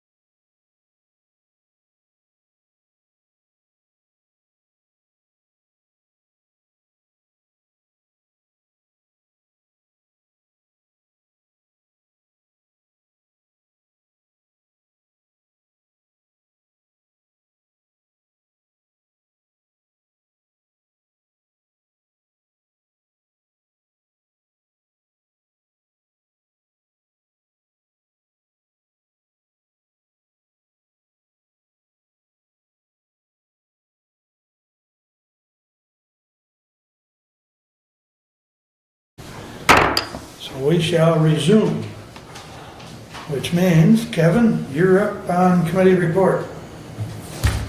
Oh, boy. I really haven't had that many meetings this last couple weeks and really don't have anything. I have senior board tonight and Board of Health Friday, and next week I got Oh, you got work? Community Accident Agency and something. Board of Health Thursday. Yeah, Board of Health Services. Okay, okay. I was gonna say Friday's an unusual day for them, but Thursday, okay, Thursday, yeah. yeah. All right, But really don't have anything. any questions for Kevin? All right, good luck on your upcoming meetings. And I don't know if anybody took advantage of those subs other than me, but if you didn't, next year, 'cause they were pretty good. Other than half. Anyways, all right. Brad, you're up next. Alrighty, we will begin with our action item. 25039 to the Honorable Board of Commissioners. We, the Board of Commissioners, authorize the Chair, Mark Wiley, to sign a letter terminating the ambulance services contract between the County of Hillsdale and Hudson Area EMS. And I would move for adoption. I second. Would you like for me to read the letter? Please. All right, it is relatively short. Via certified mail, return receipt requested, Mr. Jim Stevens, Director, Hudson Area Ambulance, 121 North Church Street, Hudson, Michigan, 49247, in reference to the termination of the Hillsdale County Ambulance Services contract. Dear Mr. Stevens, I write in my capacity as the chairperson of the Hillsdale County Board of Commissioners regarding the ambulance services contract between Hudson Area Ambulance and the County of Hillsdale, bearing an effective date of January 1, 2023, noted as the contract. Please take notice that pursuant to Section 6 of the contract, the Board of Commissioners has decided to exercise its right to terminate the contract. Consistent with the requirements of Section 6 of the contract, termination of the contract will be effective 90 days from the date of this notice is delivered and signed for by you as evidenced by USPS return receipt. Please feel free to contact Commissioner Brett Benzing to discuss the details of processing payments or services provided by Hudson Area Ambulance pursuant to the contract through the effective date of termination. Sincerely, Mark Wiley, Chairperson, Hillsdale County Board of Commissioners. And just to that, the note on the last graph there, because the 90 days would take us beyond the first quarter of the year, but it will not be a complete. Mr. Thompson felt that we should have language in regards to calculating that number of days that they would provide that service beyond the end of the quarter. And to that point, Mr. Thompson wrote this letter, That is on correct. my behalf or on our Correct. behalf, so. Okay, discussion. So if we terminate this contract with Hudson, what is our plan then for the distribution of the remaining portion of the $151,525 that Hudson was to get in 2025? So that would be a subject of discussion if an agency or agencies wanted to assume contractual for that area. That would be one possibility as a addendum to an existing contract or a new contract with a new entity. That there could be a fee for service for individual runs by agencies. So that really has not been discussed as far as what those proceeds, but they would, at this point, there is nothing in place that would take and designate those funds to any other agency.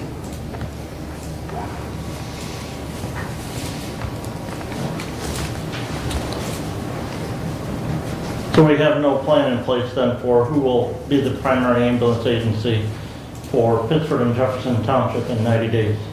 That's not true, Commissioner. So we have contracted with agencies on behalf of units of government, whether they be cities, villages, or townships. So it is entirely up to those two townships if they wish to continue a relationship and have Hudson EMS service them. We simply are not distributing county millage dollars to them. But their residents, through the taxation process through the end of 2024, provided the county with in excess of $150,000, and now we're not going to pay it back to the ambulance agency of the choice of the boards of those two townships. And to that, next year we could reduce the millage amount. We have a new millage that will begin next year, so it will be exactly 1 mil. We could reduce it. That collectively, obviously the millage dollars are collected across all the citizens across the county. However, we could reduce by that amount of dollars, and that would reduce the burden not only on the taxpayers in those two townships, but the burden on the taxpayers across the county. We could also elect to do that if we are not providing contractual services. Again, we could use that as a basis.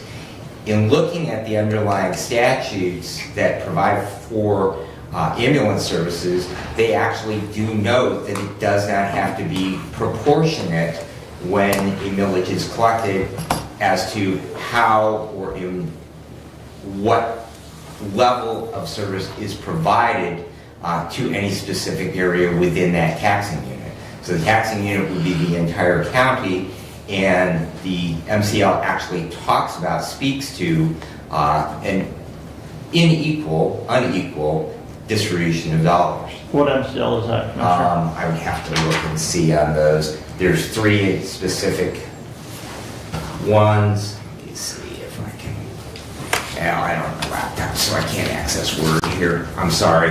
I would have to get back to you on that. I'm sorry, I don't have that information, Commissioner.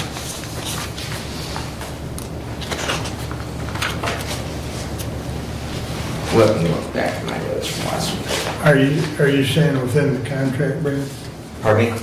Are you referencing an MCL within the contract? No, I'm referencing there are 3 different statutes that talk about as far as ambulance dollars. Oh, okay.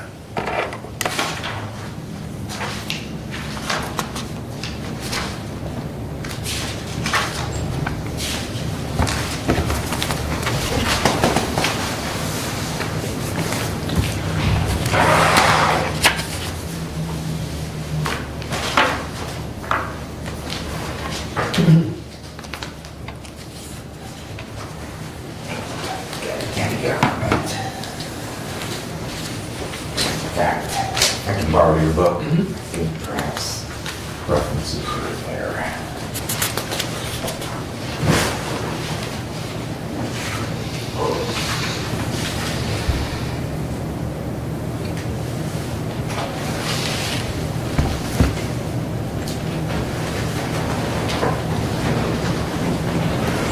So, if you don't mind, we'll continue discussion while you're looking, if you're okay with that. Brad, Pardon me? are you okay with us continuing? No, that's discussion? fine. So I know I mentioned it to Commissioner Benzing, I believe I mentioned it to Commissioner Langer. Let's continue the next page. I have some concerns that the Hillsdale, or not the Hillsdale, excuse me, the Hudson City Council is fully aware. Even the original letter that we got was also signed by the city manager. I have a suspicion that the city council is not aware of what's going on. And I think I would be willing to attend their meeting. They meet on the first and third Tuesday at 7 o'clock of each month.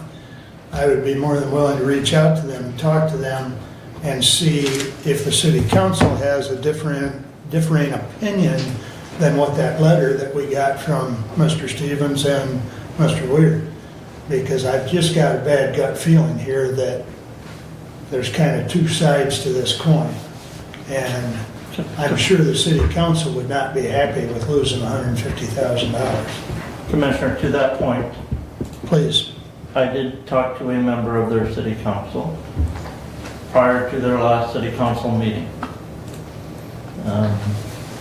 And did not hear anything back from that individual after that initial conversation.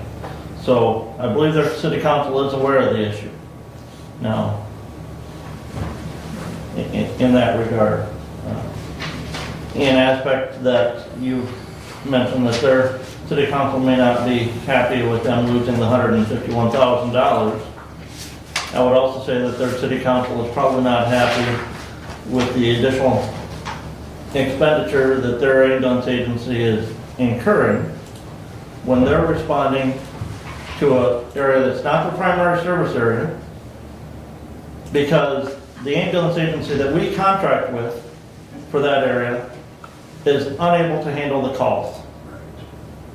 Specifically last Wednesday, the day of the Ambulance Association meeting, Reading Emergency Unit had what for on call, or they only had BLS units available. And Hudson Ambulance Agency was dispatched to Montgomery. Commissioner transported a resident from Montgomery to Branch County. And were thus then out of their primary service area for over an hour and a half. I originally talked to an individual who works for Morenci Ambulance Agency, and I believe it was about the first Saturday in February. They were on South Hillsdale Road for a call to assist REU from Morenci. And on that same, it was that Saturday or the second Saturday, I heard that there was an individual on Lilac Road who was bleeding on the head and was told that there was no transporting agency available to them. Jesus. These are all areas that are in the Reading Emergency Unit primary service area.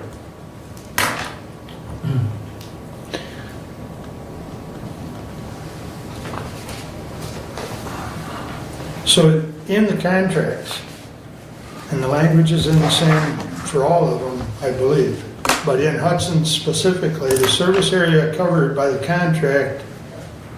contractor pursuant to this agreement consists of Hillsdale County with a primary service area identified on the map attached, Exhibit A. Correct. So that language, I think, is part of what we need to keep in mind, that there's a service area and a primary service area, and the service area being Hillsdale County as a whole. Yeah. Now, the proper time to work out these differences is during contract negotiations, which is this year. Yeah. I'll recognize Doug, and then I'll come back to you. Go ahead. Well, Commissioner, I defer if you have more comments. Sure. Yes, I know exactly what the contract is, Commissioner. I was the one that made that change in the contract language last time it was presented to the ambulance agencies, and the ambulance agencies accepted that language. Mr. Stevens does not have an issue with the county. His issue is with Reading Emergency Unit. Then why is this before us? Everybody. Because a commissioner brought this before us. We're stepping into something that I believe is purely not our decision to be involved in. This is a dispute between Reading Emergency Unit and Hudson feeling disproportionately having to respond to REU's inability to cover their primary service area and not being compensated for that. All right? Wright Waldron Ambulance Agency, and Wright Waldron's had an ambulance for as long as I've been alive. They're licensed as a BLS unit. And I'm sorry, that's better than no unit.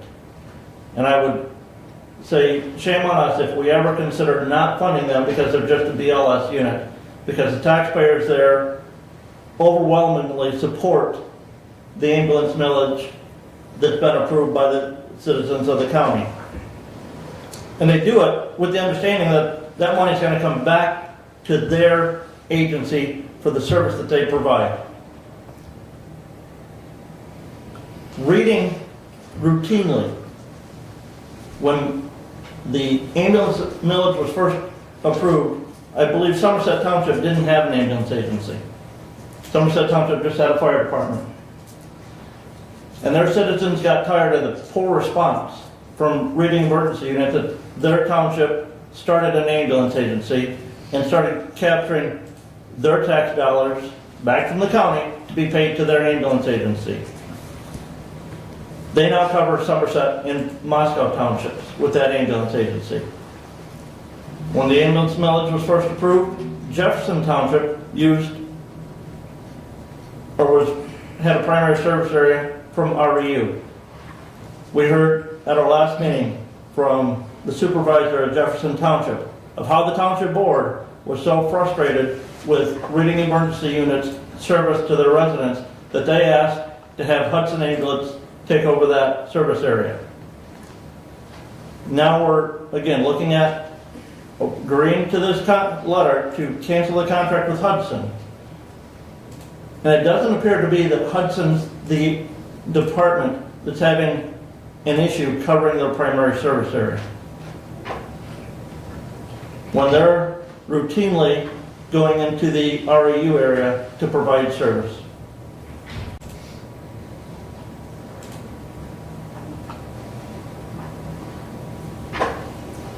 Go ahead. Thank you. Couple items. One, Chairman did just, from the contract is Hillsdale County contract. Each ambulance service does have its primary service area. The contract is servicing Hillsdale County.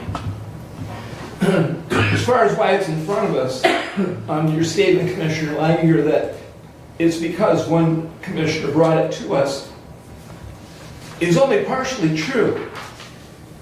We have a letter, and I don't know that the public has seen or heard this letter that we have been sent, but on Hudson Area Ambulance letterhead dated January 22nd of 2025, written to Lynn LaCourse, Reading Emergency. The letter states, "It is the intent of this letter to inform you that Hudson Area Ambulance is terminating its current Intercept Mutual Aid Agreement, see attached, with your service area as of midnight, February 9, 2025. Beginning on the termination date listed above, the Hillsdale Area Ambulance will use the following fee service for service schedule for any request to provide services in Reading Emergency's primary coverage area." The letter continues. $150 per request that we are dispatched to and canceled prior to arrival. $250 per request that we are dispatched to and arrive on the scene. $275 per request that we are dispatched to and provide a paramedic assist or other personnel to allow one of your units to be a legal transporting unit. The Hudson Area Ambulance will invoice Reading Emergency for the amount owed at the end of each month with the expectation of receiving payment within 15 days of receiving the notice. It's signed, sincerely, Jim Stevens, Director EMS, Hudson Area Ambulance, and also the City Manager, City of Hudson, Charles Weir. Now, the first sentence of this letter is, to me, the message of the letter. It is the intent of the letter to inform you that Hudson Area Ambulance Service is terminating. Hudson began this process. They terminated their agreement. Now, to continue, if you look at the contract that is written that is a similar contract with all of the ambulance areas, point 3 describes mutual aid and response. The contractor shall at all times during the term of this agreement maintain mutual aid agreements with the other ambulance service providers to provide availability within a primary service area. No, Commissioner, That, one moment. Hudson is in violation of their contract. Go ahead. Commissioner, you added a word in there. You said "the" In which part? in that number 3, mutual aid and response. Yes. Contractors shall at all times during the term of this agreement maintain mutual aid agreements with other ambulance service providers. I thought I read that. You said you added the word "the" in there. Okay. You said "the other ambulance service providers," and that is not the case. My bad. Okay. It's written correctly, and if I misquoted it, I misquoted it. But again- Mutual aid is countywide. It's not pick and choose. No, it says each agency must maintain a mutual aid contract. Hudson has mutual aid agreements. Understood. Not countywide. If they terminate with the reading emergency unit, they are not mutual aid countywide. But that's not what the contract says. The contract is a countywide contract. It is not a primary service And- contract. But we are not canceling the contract for a violation of any other term of the contract. This letter that we have before us does not say you are in violation of item 3 of the ambulance service contract. The letter says we're canceling underneath our right of 90-day notice to terminate without cause. And that is the process as defined by the contract to terminate. The 90 days is the process. And that is described in the letter. Because Hudson has mutual aid with Addison Can't pick and choose. and with Somerset. No, the contract doesn't say you must maintain a mutual aid agreement with every other agency the county contracts with. That is not in the contract, Commissioner. And they have a contract with Wright Waldron where if they intercept Wright Waldron for ALS service, Wright Waldron receives an invoice from Hudson for that. That's the contract between those two agencies. The same is true between Wright Waldron and the Reading Emergency Unit. Jim is asking, the Hudson Ambulance Agency is asking for the same agreement with REU. That if they respond, because REU is running a BLS unit and 2 echoes, because they thought that that's what would provide service to their area, and they don't have a paramedic on their bus to transport, Hudson now has to bring their ambulance, and now we have 2 ambulances out of service. Commissioner, I would point out that the mutual aid agreement that Hudson is terminating has a provision for billing for those intercept services, the same as Reading has with Wright Waldron and the same that Hudson has with Wright Waldron. So they are in fact already have an agreement for bringing a unit up to a higher level of service in place, and they are terminating that agreement. You're giving me facts unknown to me because we are not privy to the mutual aid agreement between the 2 agencies. Really, Commissioner, it's indiligent. Under ambulance contracts, it's indiligent. Is it?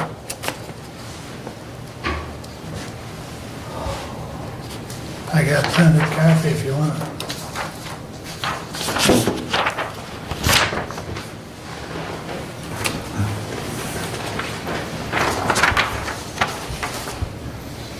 I believe that's what you're referring to. Mm-hmm.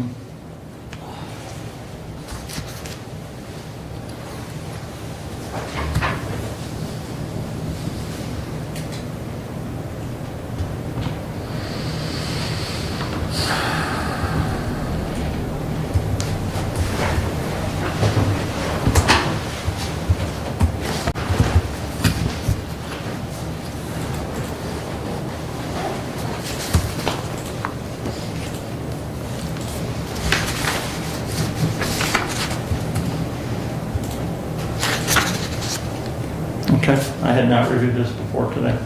Thank you. But again, to me, Hudson is not in violation of their contract. They're still providing service to the county. And the citizens of those two townships that have paid their taxes and will continue to pay their taxes for the 2024 winter taxes that the township treasurers will be settling up with our county treasurer starting after the first of the month. They anticipate those funds going back to Hudson for that service. So I will not be supporting this resolution to sign this letter.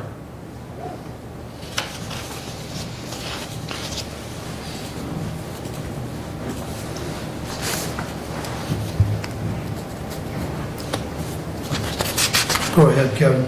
I guess at the ambulance meeting that I attended, the biggest complaint I heard about, the only complaint really that I heard about was them getting dispatched and not getting paid. And that that was happening way too many times.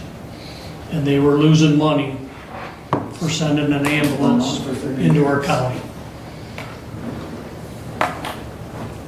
And I don't think that's right. And I don't think it's right that we terminate them and then have people get charged that are paying for a millage for an ambulance service. I think this whole thing could have been handled in a better way between Hudson and REU. I really do. And I think the letter was sent and nobody talked. And it's pretty sad that nobody could talk about it, you know, and just sit down and say, here's my problem, can you solve it? But obviously that wasn't thought of, and here we are now. And I think we're affecting more people with Pittsford and Jefferson than what this letter right here affected them coming into the county farther and not getting paid for it. That's my thoughts. Do you have, Brad, do you have any idea, this letter that Doug read dated January 22nd that was sent to REU Director of Cross with the, as Doug read, the basically a payment schedule, which that 275 is already in the current mutual aid agreement. So that number's really not changed. It's just that he's added in here 150 and a 250 for, you know, canceled prior to arrival, and then another fee that for just arrival on the scene, I guess. Has there been, so that's over a month ago. Has there been any billings? Has REU paid any calls that Hudson's made? I wouldn't have that information because they're a private entity. I understand. I'm just curious if there's been any, you know, as Kevin said, has there been any communication? Well, the cancellation date, I believe, was the 9th of February. Correct. So consequently, that the end of the month hasn't come yet, and according to Mr. Stevens' letter, that they would be billed at the end of the month. So I don't think that that would have taken place. Well, that's true.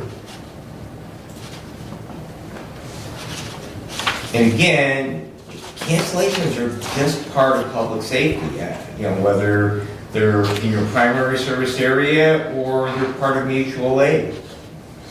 So it is just part of, but we also need to look at that we have a countywide village for a countywide EMS system that is based upon that we have different agencies. So if another agency is unable to handle that call, the next closest ambulance. If it was you or your family member, would you not want the next closest ambulance to come?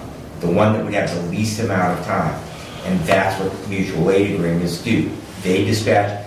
And unfortunately, that Hudson EMS, because they have a station in Pittsford for a large portion of our use coverage area, and particularly the city of Hillsdale, that they are probably the closest unit, unless Somerset transported someone to the city of Hillsdale and they're on their way back and they're in Jonesville. So they're probably the closest.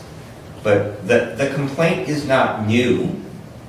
Back when the AVLs were required to be placed on all the ambulances, there were concerns raised at that point, that as soon as Hudson cleared the hospital, that they would be dispatched into a call in the city of Hillsdale. So because of the fact that they could see, this central dispatch could see where those units were located at. I don't know if that's been a problem or not. So, and they still would have to call Lenawee to dispatch Hudson, because we don't dispatch Hudson. We can see where their trucks are, but we don't dispatch them. We have to call Lenawee, and they are dispatched from there. So, but this has been a long-standing issue with Hudson's concerns about running calls in our use area.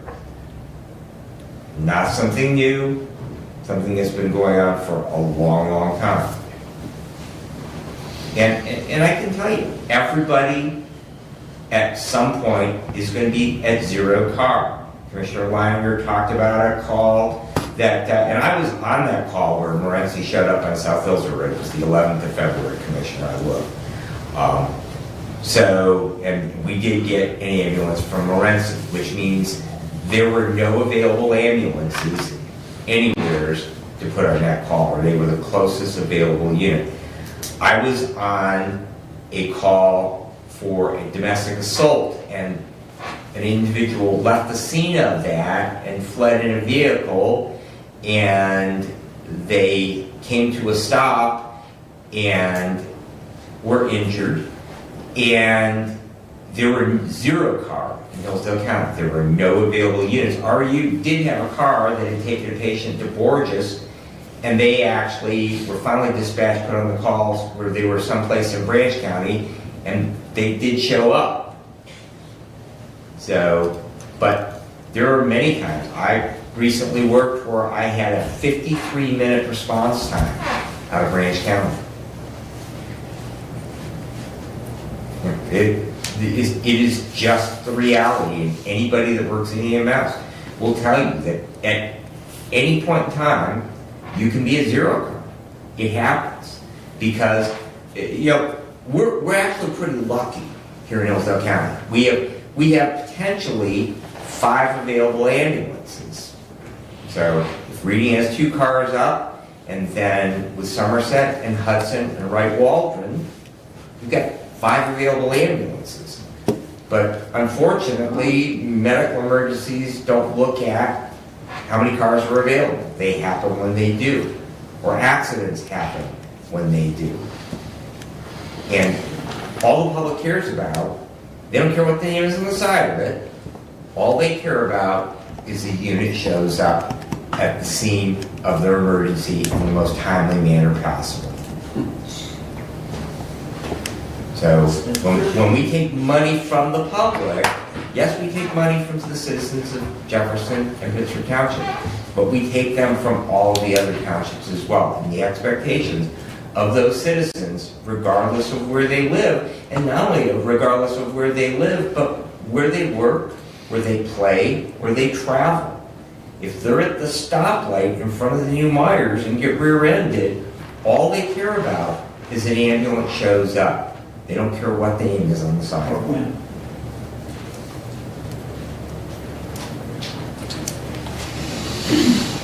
There was a comment earlier today about the monies, and the Board of Commissioners are the overseers of the monies collected. And we also make sure those monies get distributed. We also have the ability to increase or well, we can't increase beyond what the voters voted for, but, you know, if we've decreased it, we can increase it, which we've talked about on other millage issues. But the point is that buck stops with us. So that's part of the discussion, just to clarify an earlier comment. That's where we get involved, is because we oversee the dollars. But if there was not an ambulance millage, we would not be engaged with the dollars per se. And I would add to that we're kind of unique because in counties that have a single ambulance service, we have a couple that surround us. They have one provider for the county, and then we have another county to the east of us that they parse out. They have a number of different providers, much like we do, but the county has no involvement. The local units make that decision. And so the ambulances that have asked the county to place on the ballot, and the voters have supported and passed, an ambulance millage. And so therefore, our involvement. And so they've ceded that responsibility to the county to collect that millage. They could collect it on a local level. And again, we have surrounding counties. I've had that conversation with Chief August from Addison, that, you know, he's asked, why doesn't Hillsdale County do it like Lenawee County, where they let the individual unit make the decision? And that would be fine. I don't think that anyone on this board, past or present, has said we want to be involved in the ambulances, that we want to be involved in contracts. The voters have asked us to do that. The ambulance providers asked us to place that issue before the voters and collect that money, and the voters have said, we want to have this service. And so that is the reason for our involvement. But because of our involvement, we have to have a contract to pass that money along.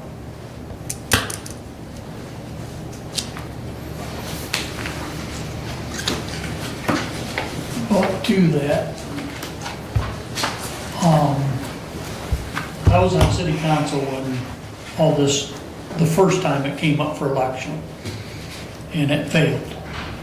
And the director of the RU come over and said, oh, if this millage passes, you'll have an ambulance 24/7 like we used to in Litchfield at the barn.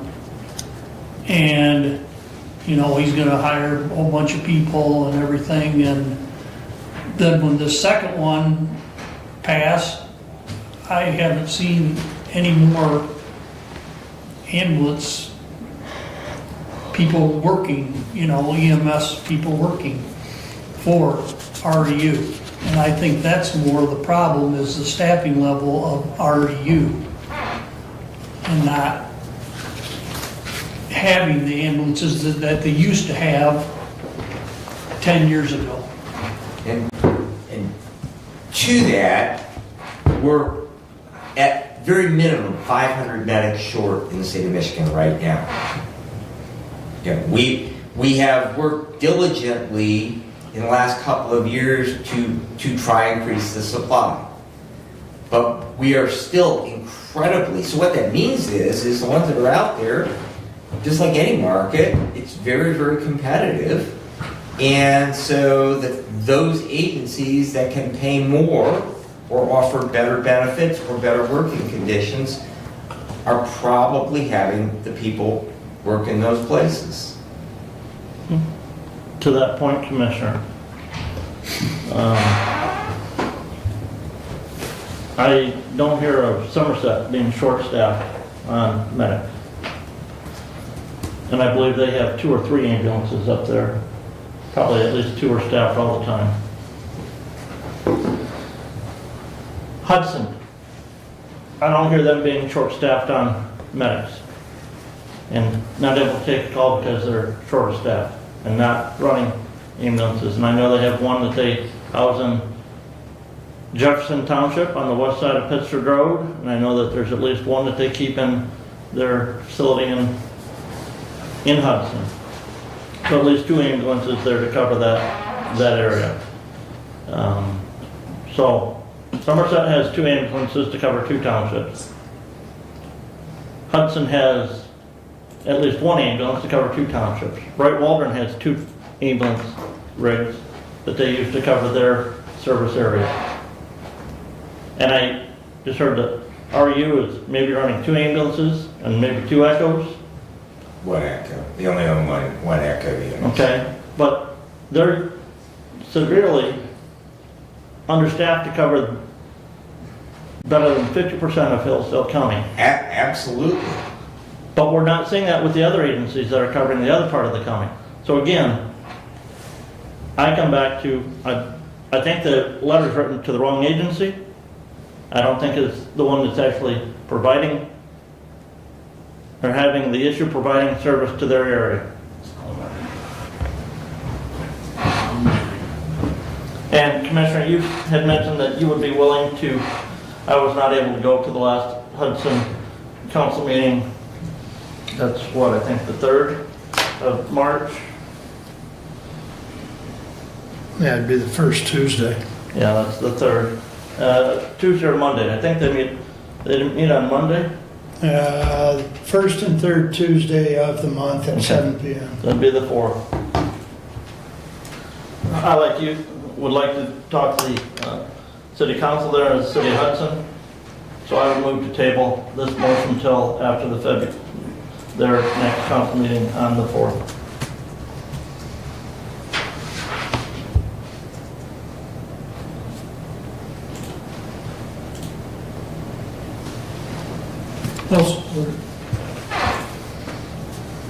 Motion's been made to table, non-debatable.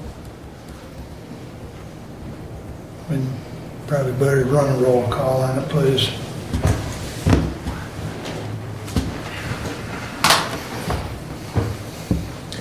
Commissioner Benzing, No. Commissioner Leininger, Yes. Commissioner Ingalls, No. Commissioner Collins, Yes. Commissioner Wiley. Yes.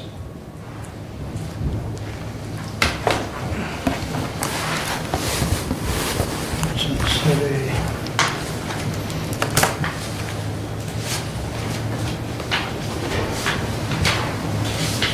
I will plan on attending that.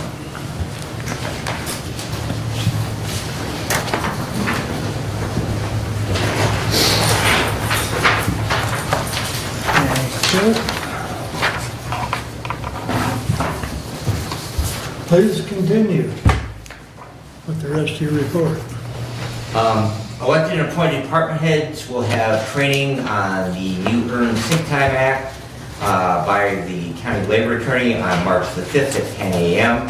That would be a live WebEx, and it will also be recorded. The advantage of attending the live WebEx is that the department heads would have an opportunity to have Gary answer any questions for you them at that time. This is critical because there are a number of components under ESTA that could create consequences for us if we have a department head that violates it in regards to the application of it. And so I'm going to move that the Hillsdale County Board of Commissioners adopt a policy of requiring participation in either the live ESTA training on March the 5th or viewing the recorded training by March 31st, 2025 for all appointed and elected department heads and certifying their attendance to the finance officer no later than April 1st, 2025. Did you have that written out? I do. I'll support that motion. He said I'll support it.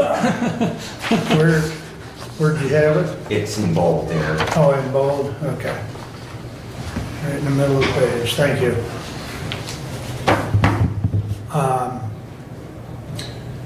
You supported, yeah. Yes, either me or Kevin, I don't care which.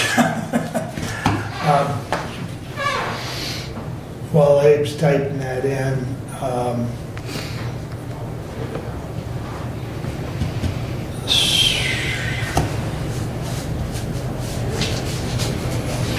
I gotta assume that's what's throwing me off is WebEx.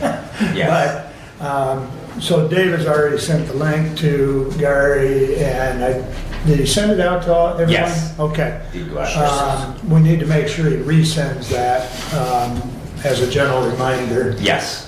But it's important, and I think probably even with some of the legislation that passed last week, Gary's probably She will updated have her Correct. her presentation. I believe she's got that scheduled for an hour. Yes. The thing that Brad and I have talked about, it's important that the department heads and the elected attend on the date that it's live, because then you can ask questions. If you simply log in at a later time and watch it, you don't have the ability to ask questions. You know, the live version is going to be interactive. So I really think that it's important for everybody to understand some of these changes that are, you know, forthcoming with PTO and earned sick time, et cetera. So, but anyways, anyone else got any comments before, or do you want that read back? The basic motion is that we're, you know, we don't want everybody to watch it and then be, or sign off, basically. And again, I mean, we, you know, you look at, you know, basically protecting the county. This is protecting the county, that we are saying we can't force another elected to do anything that's outside of the duties of their office, but we are making a policy that they need to attend this, because there are severe repercussions, and should there be those repercussions, that we need to have a position that we said that they need to do this. Commissioner, I do believe that you're referring to the litigious actions that were in the act prior to the passage of the legislation. They still can file a complaint. It is not, you are correct, they did remove litigation. However, they can't file a complaint, and there will be an investigation of any complaint. Later in the meeting, when we look at the handbook, there is a link, I believe, or an address for them to file that complaint. Correct. If I recall correctly, as we work through that. So, is there any further discussion on the motion?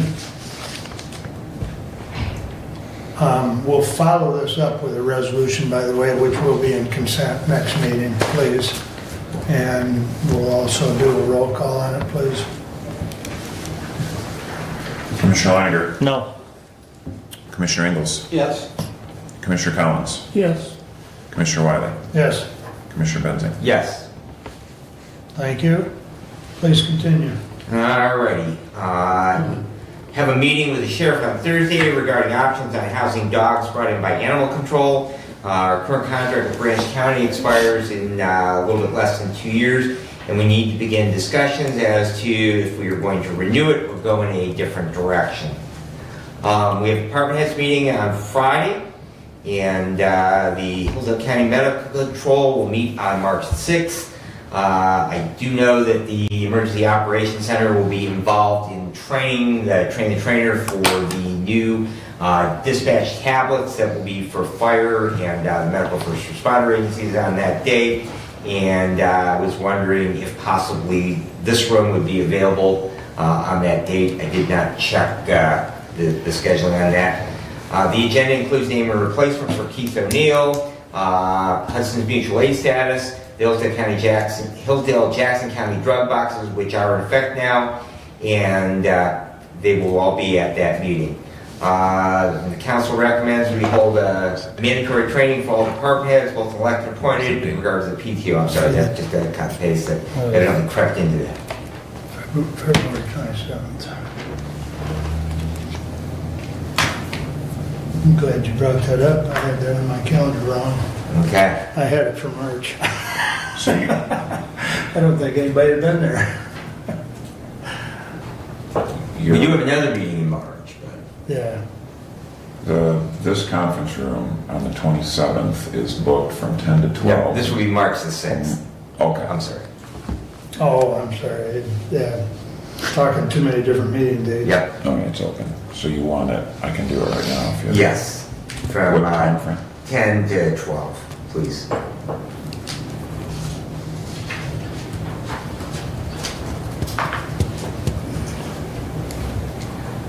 March 6th, 10 to 12, okay.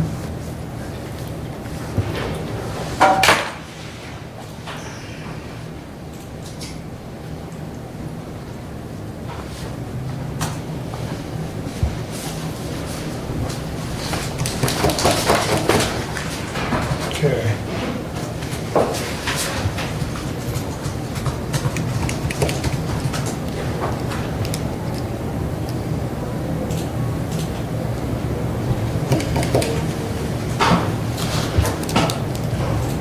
Anything else? That concludes my report. Any questions for Brad? All right, moving right along. Doug, you're up. Point of order. Or excuse me. Excuse me. I didn't intentionally skip you. I'll be brief, Commissioner, so you, as Commissioner Conlon said, we had a Board of Health meeting on Thursday. For the last couple of weeks, been quite busy with meetings at Wellwise in the CEO process of looking for a new CEO there. Have had 6 interviews with applicants for that CEO position and have 2 more tomorrow. After we complete those first round of interviews, hopefully we will be able to select some candidates to bring in for a second interview with the full board at Wellwise. What's the target goal for second interview? I mean, as far as number? Probably 2 to 3. Okay, okay. We had 35 applicants total for that position. What's that pay? I forget right now the posted salary range, Commissioner. I think it was posted 120 to 160, but don't quote me on that exact figure without going out and looking at that again.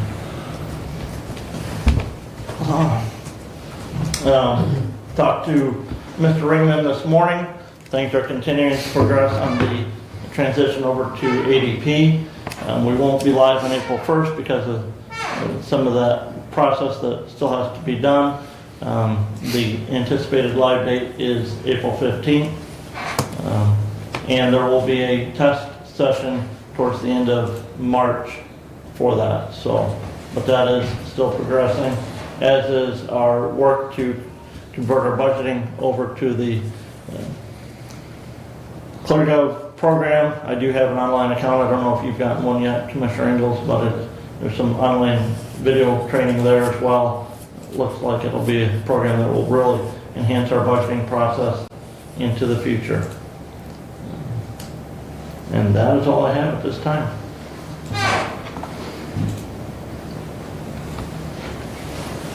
Any questions for Ryan? Doug? Yes, I do have a couple questions. The Budget Committee has received 2 requests which will require budget amendments. What is the action plan to address these requests? And I'm speaking of the letter from Parks, which we received from the chairman of Parks Trustees, and I'm confident that each commissioner has had a chance to receive that email. The other is the email that the Budget Committee has received from personnel, and that question was regarding building inspection. So the action plan on addressing budget amendments. We will have a budget meeting here after the first of the month, but as far as the budget amendment for the building inspection,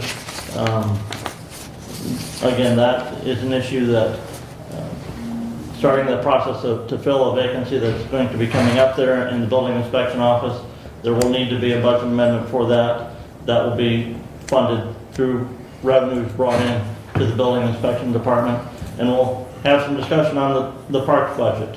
The park is currently set to receive $40,000 from the county general fund allocation amount for the year. I believe that money has been transferred to the parks already for their expenses that they're incurring. The full $40,000 was transferred, Commissioner. And so. Do you have a date on that? I don't. The last I talked to the finance director, that full 40 was going to be allocated. Was it going to be, or was at their last meeting, the first meeting in February, that had not occurred? I believe this was, that again, I think Ms. Brinkman and I talked about that on the 11th or shortly thereafter. And maybe the other 15,000 is something for discussion at their other meeting. We have increased the funding to the parks over the last few years. We've paid for additional things out of county general fund. The first year that we were on the board, we funded them at 30,000. We're now up to 40,000 in that general fund allocation. And we have to come up with all of the money that we're going to have to use for the match for the grant that they received from the DNR. Because we have some money for that, but we don't have all of the money that will be required from the county for that. Have we received any word from the Parks Commissioners as to an in-kind match component, as far as a dollar amount for an in-kind? The park trustees? Yes. And again, Commissioner, we don't operate underneath the Park Commission, we operate underneath the Semantics. trustee. Well, I think it's vital that we make sure we use the proper terminology. The grant application, what they were awarded, we have to contribute 26% of the cost. And I think they're still working through those final cost figures to know exactly what our 26% is going to be. But To my knowledge, that was laid out in the application. right, it was, but It's like 89,000? yeah, I don't believe it was quite that. But if their bids for the project, Commissioner, come in, let's say $15,000 under what the grant application anticipated, Right. our cost is going to be 26%. Less of that 15,000. Commissioner Caswell saying, as far as that application process, that in-kind contributions could be used as part of that match, and that is the basis of my question, is if in fact that in-kind contributions from the parks trustees can be used, then we need to develop a calculation as to what the value is. And since they are very, very good at the radios and water coolers and everything else that they throw in when they're dealing with roads, I'm sure that they should be very adept at developing exactly what that in-kind contribution might be. I'll note that.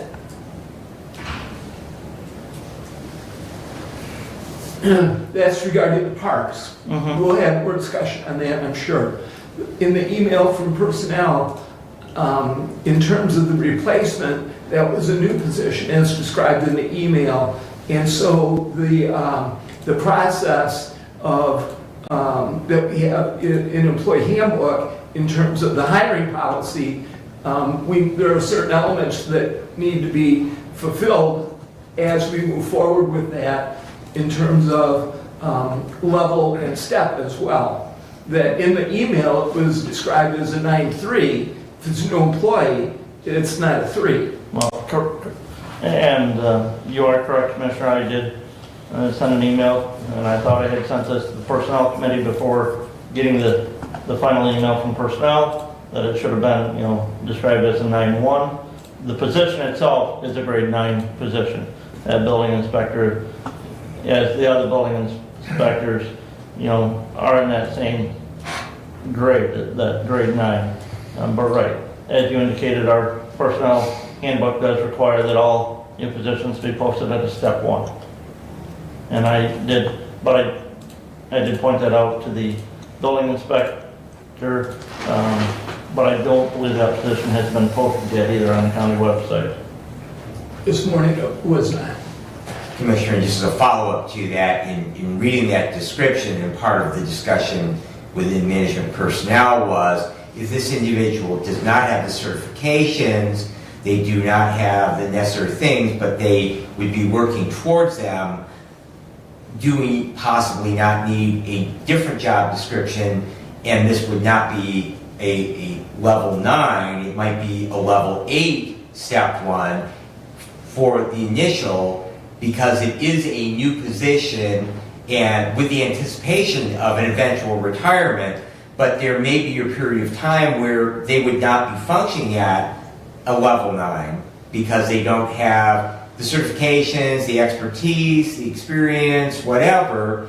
And so I think as part of that discussion and budgeting for that position, that there does need to be, is it going to be funded by budget at a level 8 or a level 9? Commissioner, I would say that the level 8, level 9 decision is not a decision for budget. That's a decision for personnel. Budget will then look at the funding based on what personnel recommends to the board for approving that position at.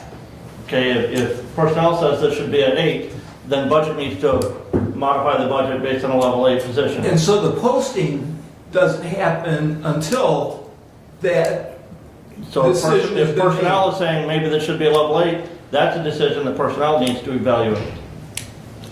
Which would then determine the posting. But we would need a job description and potentially a budget for that position submitted with the request, and we received neither of those.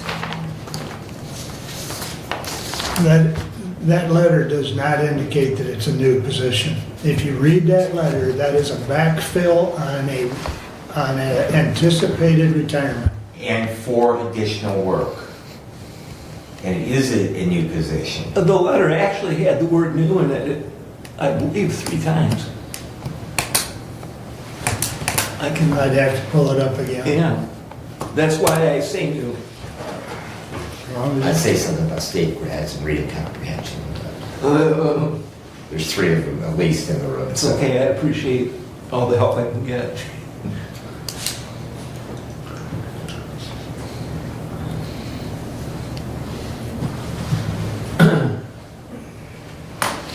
Titled replacement hire. The heading, replacement hire.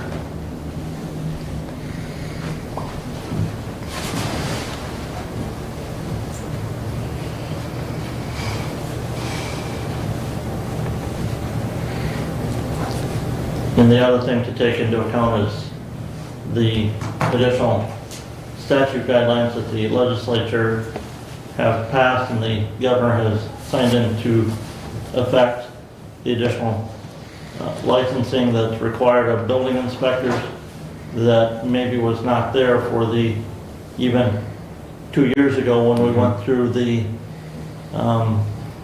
classification schedule for our existing building inspection staff.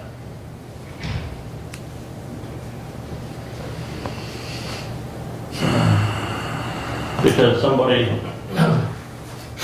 well, and I have no idea what the building inspector will be looking for in exact requirements, but I'm going to guess the individuals that are looking for is that building inspector, somebody who's been licensed in building and construction trades for a very long time. So this individual is going to be very, very qualified as far as the construction field. They just don't have the new requirements the state has enacted for the building inspection department.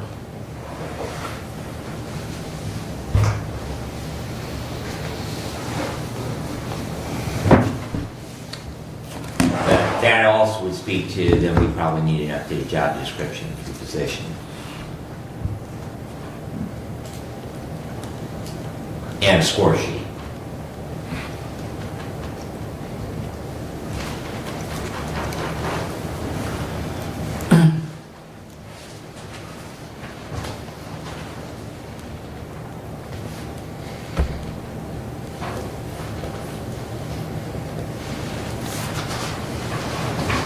So it sounds like you want us to reach out to Marty to do a job description and a score sheet. Is that my assumption? Because it's not our job to do the job description. Right. And that should come from them. I can certainly stop and talk to them. And Mr. Taylor is not in, I believe, this week. I think you're right. If, I can always give Ray a call. I got his number. All right. call. Okay, That completes my questions. And yes, Commissioner, not that the parks, and I know we had talked about another meeting with the parks, and again, the concern as far as the cash flow immediately was supposed to be taken care of by, you've got 40,000, you don't have to take that distribution on a quarterly basis, that can be all up front. Understood. Your key word there was supposed to. no, his key word was brief. That happened a few minutes ago. I'm sorry, I couldn't resist. That's fine. Your turn now. Okay, buckle up. Brief.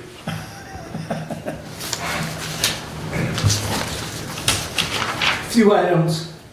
I did attend the Hillsdale Township meeting. One of their topics of discussion is a vehicle ordinance for the township due to past issues they've had with vehicles that have been left on properties. They did have an initial public reading of the ordinance. Much board discussion occurred as well on that initial public reading. That item was sent back to the Planning Commission with the written comments from the trustees, so that will be discussed in the future. At the Parks meeting, they had much discussion during the course of the meeting on a variety of topics.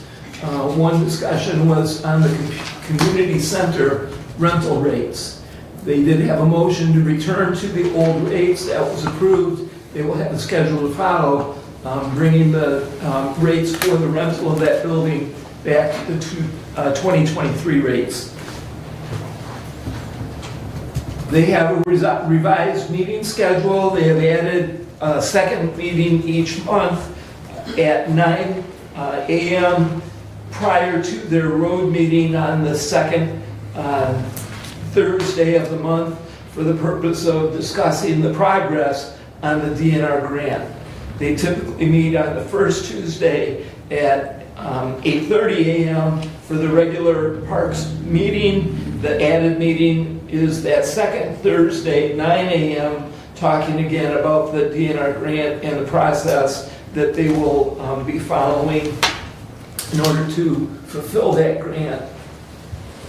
One of the items for that DNR grant is to have an architect project manager. They have spoken with Todd Daly, and they will be working with Mr. Daly as the project manager, creating the plans, finding the bids, and certain front-end requirements of the grant. In 2025, the grant process will be the preparation stage. In 2026 will be the actual work to happen in that park for the DNR grant. They discussed a roof leak on the community center. The current roof is 25, maybe 30 years old. It's in need perhaps of new shingles. Certainly a 25-year-old roof needs attention. So we can look forward to hearing more discussion about the roof on the community center. In addition, the floor scrubber itself that they use to clean the floor in the community center is at end of life, and something will need to be done regarding that floor scrubber in the near future. Hoses are old, it leaks, parts are hard to come by because of the age of the floor scrubber. It's been limping along, and they've been doing the maintenance in order to keep it limping along, but soon limping won't any longer be part of that floor scrubber's use. And at their last meeting, they did discuss receiving an early payment on their appropriation. And so having that $40,000 in one lump sum will help their immediate needs.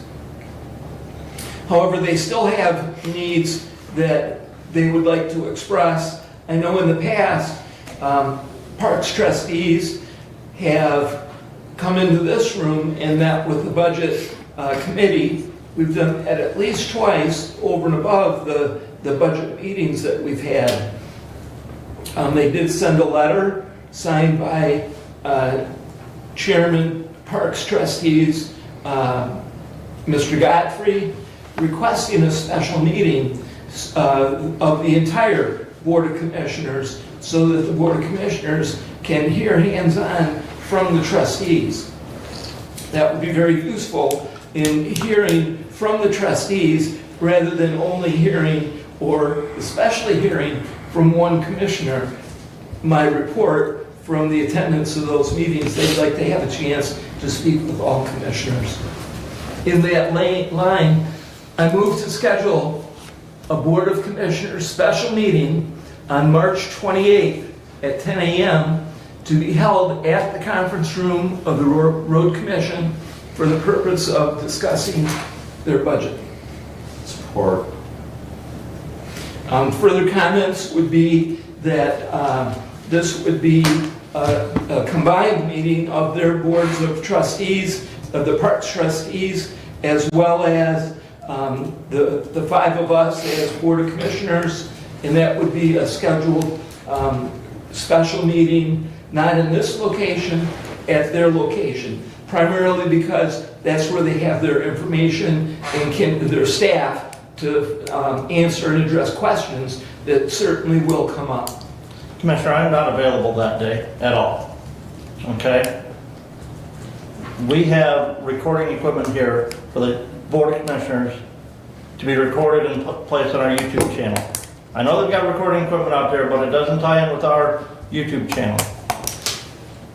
I know the Board of Commissioners routinely used to meet in different locations,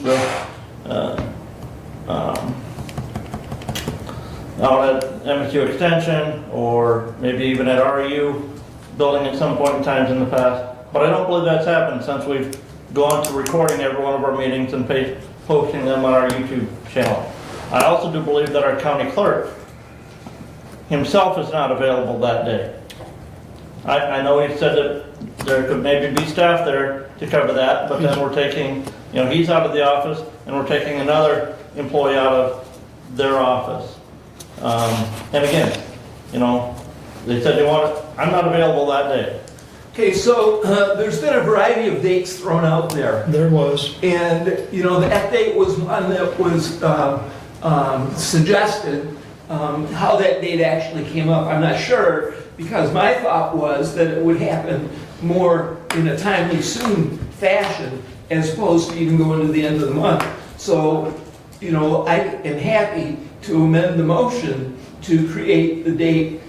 We may have, if we go the first Tuesday, then we would, or Thursday, excuse me, if we go the first Thursday, the time frame would be 8:30 rather than 9 o'clock. And, we certainly can accommodate that, I'm positive. There was somebody, and quite honestly, Doug, as I sent dates out from Mr. Godfrey, the only one that we could even get 4 members of this body to attend was the one that you just aforementioned, the 28th of March.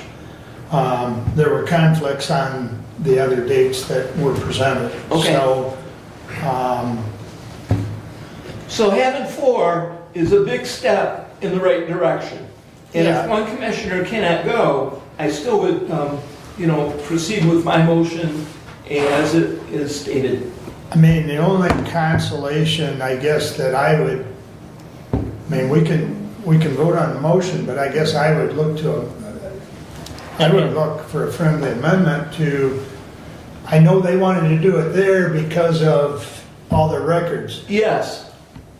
Just like we have our meetings here. I understand Because we have that. access to staff. But But you're talking about their budget. Well, we need our finance director there, and he's here.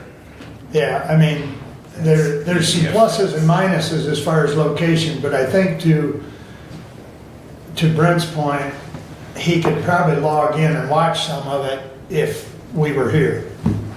Yeah, the only point I would make is I believe we have a bigger room. Well, we do. We Yeah. do.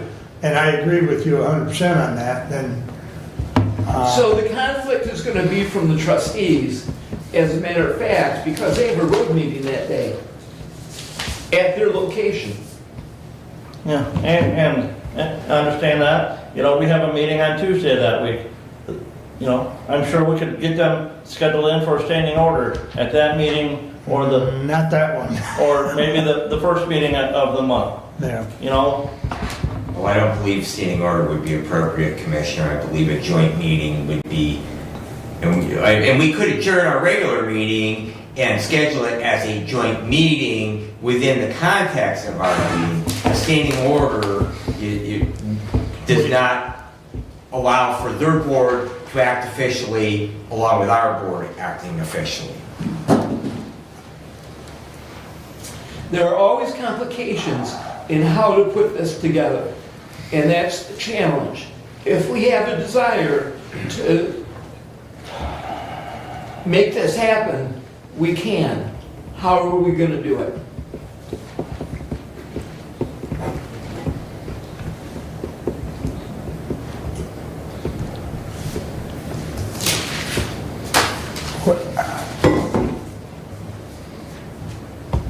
Do we want to try, I mean, I understand your comment, they've got a road meeting, and do you have any idea, because I wasn't privy to whether they were going to try and do the road meeting before meeting with us or afterwards. So I was surprised to see a 10 a.m. on that day for a combined meeting. Well, I had indicated to Bob that Brad and I are tied up a department head meeting from 8:30 to about 9:30. Later start time. Right, because so we that won't was be done why till the later, 9:30. yeah, and they were willing to accommodate that.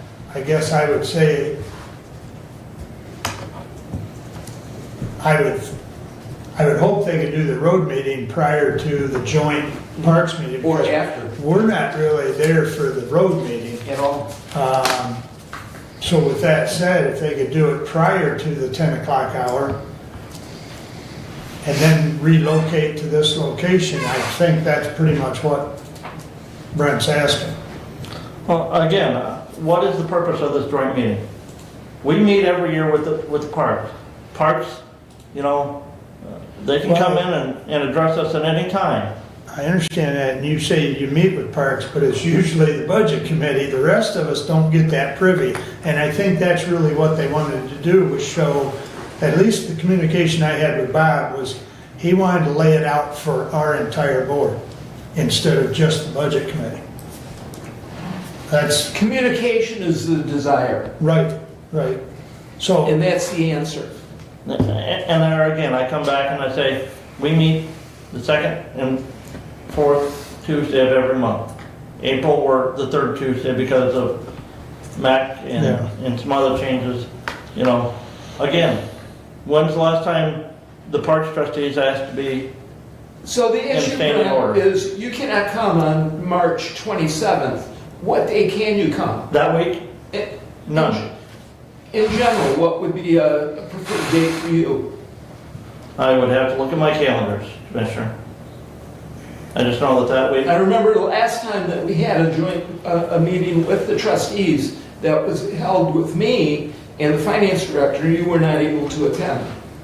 The challenge is to get us together, and the request from the trustees is to have the board be in attendance. That's the request, and I'm sure you had a chance to read the letter that was signed by Mr. Godfrey. Yeah, and again, I am not available that day. well, go ahead. And I'm open to, picking a date on the calendar, and it doesn't have to be when the Parks Trustee meeting is, it doesn't have to be when one of our meetings is. We can have some mutually shared discomfort in this. Pick a date on the calendar, and we're all busy people. Probably later in the month is better rather than earlier in the month. And it can be morning, it can be afternoon, it can be evening. Agreed. I'm willing to be flexible to facilitate the meeting. So Chairman Wiley had discussion with Mr. Godfrey, and that's how the 27th of March came up, after sending... 28th. Or 28th, my bad. So as a result of the email, the conversation among the commissioners to try and come up with a date, I agree with Commissioner Benzing. It doesn't need to be scheduled on one of our meeting dates. In fact, sometimes that doesn't help. That makes it more challenging, just time-wise.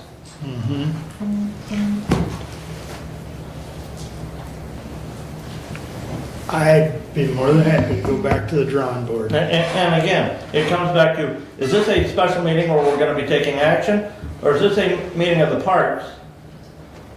They want us there to inform us, but we don't need to take action that day. So it's possible there could be action item. In fact, we have an email that's a letter, a formal request. It's not just conversation, it's a formal request from the chairman of the trustees for $15,000. And with the explanation, I think that part of their desire is to further the explanation and find and achieve the appropriation of $15,000. So it's very likely that it could be an action meeting, to answer your question. And I would just remind all of us in regards to our advice from legal counsel, in regards to where we are chipping away, winnowing away, even if it's discussion, winnowing away to a decision, we probably need to post it as a meeting. And so, to me, whether we do or whether we don't, I think we'd be pretty foolish if we're going to have 3 of us in the same. In fact, if we have 2 of us in the same room and we are winnowing away towards an eventual decision, we probably should post it. That was the full intent to post it. Yeah, but my point is Commissioner Leininger's saying, is this a special meeting? Well, I think it is a special meeting. Or is it a work session? Well, even if it's a work session, we need to post it. And I would agree, but a work session there would be no action. And, Well, yeah, I agree, and the action could be taken at the next regular meeting of this body or their body, but I think the whole discussion is we err on the side and we post the darn thing, period. I mean, it's easier to post it than to wish we had. Right. And then if you want to, I don't know who supported that motion. we have a motion on the floor. Yeah, we do have a motion on the floor. If the motion and the supporter want to withdraw it, I'll reach out to Bob and try and get another date. Commissioner, there's been debate. I don't believe it can be withdrawn. You are correct. I also wasn't sure I got the motion exactly. I mean, I think the gist of it I got, but I just want to read you what I have. Motion to hold a special meeting of the Board of Commissioners with the Parks Trustees on March 28th at 10 a.m. Was there anything more to it than that? March 28th, and I defined the purpose of discussing the budget, Okay, for discussing. Parks budget. parks budget. Budget would be rather broad. And that was to be at their location, I Yeah. believe as well. Yeah, so I read it as this: move to schedule Board of Commissioners special meeting on March 28th, 10 a.m. to be held at the Road Commission Conference Room for the purpose of discussing the budget, parks budget. Okay.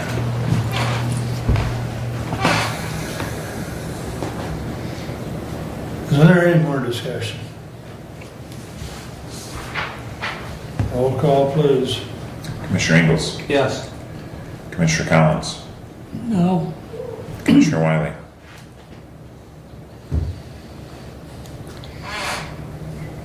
I'll vote no. Commissioner Menzing, Yes. Commissioner Leininger. No. Motion fails 3-2, and I will get a hold of Bob and we'll try and just get a separate day or 2, Yeah. and I'll send it back out. And I'll also ask him about this location for Yes. purposes of recording and a little more room. Right, and the purpose of that motion was to schedule a date. Right. Yeah. The purpose of the defeat isn't to not have the meeting. Oh, correct. Voting this down has nothing to do with not And having. again, Commissioner, right, that would be, more than willing to talk, but again, I'd like to be there for that discussion, and I'm not available that day. Okay. Can you send to me a list of days that you would be available? I'm asking you Yeah. specifically because it's a trick putting our schedules Well, together. it's a trick And putting you all as of a our- small business guy, plus the extra meetings as commissioner, make it Plus- very challenging. And plus the extra meetings at Wellwise, working on a CEO search, and, yeah. And I have a meeting with the road commission, now, who are the parks trustees, on Thursday. Yeah. And I'm sure I will have an opportunity to speak with Mr. Godfrey as well. So if you could forward to me a list of possible days, I would appreciate it. So, to that point, Doug and Brent,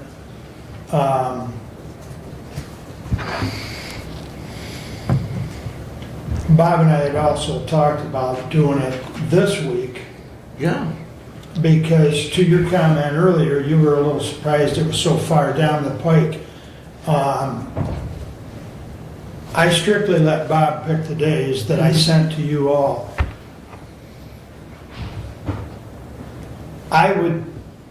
I guess I would urge you, Brent, if Yeah. we're trying to, I'd like to be in that first 20 days of March instead of the latter Yeah. 10 days, 11 days. And I will just say that the first 15 days of March are going to be very difficult for me to schedule an appointment. in. Well, yeah, my calendar's, that's why I said the first 20.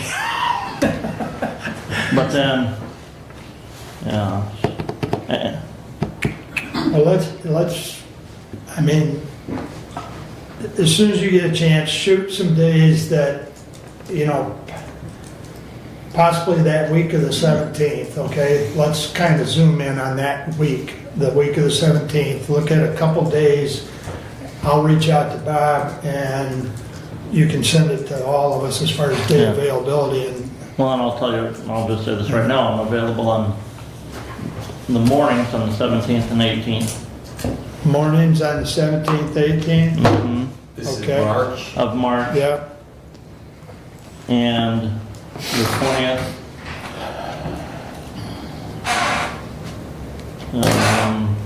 Early morning, I would need to be done by 10:30, 11, to have On the Wellwise 20th? on the 20th. I am not available on the 17th or 18th. you're not involved, No. not, My 17th, wife is 18th? having cataract surgery on the 17th and follow up on the 18th. Okay. So the 20th is a Thursday. That would be consistent with days that are used to Right. having meetings. Maybe that's your target date, and maybe I Yeah, confirm that on Thursday. I have a meeting in Brooklyn that day. Right, so I you need believe to be that, done by, I believe that meeting is gonna start at noon that day, yeah. And what date is that? on the March 20th. 20th. Thursday, the 20th. Okay, yeah, I'm open. So that's our target day. Commissioner Collins, does that sound reasonable? The 20th? Yeah.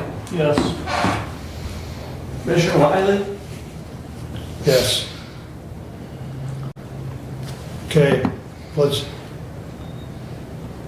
room availability, is that what you're, No, I was looking at the calendar. That one I can make, actually, so that's good. okay?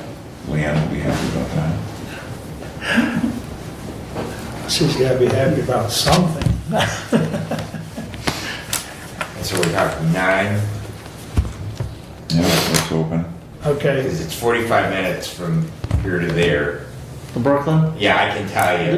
Depending on the traffic that you get into on US 12. Somerset Township is well a lot of traffic controlled, Commissioner. do you know that you can jog north on 127 and avoid a lot of the traffic and shoot across? That's not where the traffic congestion is. Okay, It's not east of 127. okay. It's between, So clerk, is this room available? Yes, it is. Yeah, the room's Are available, you booking it? Yep.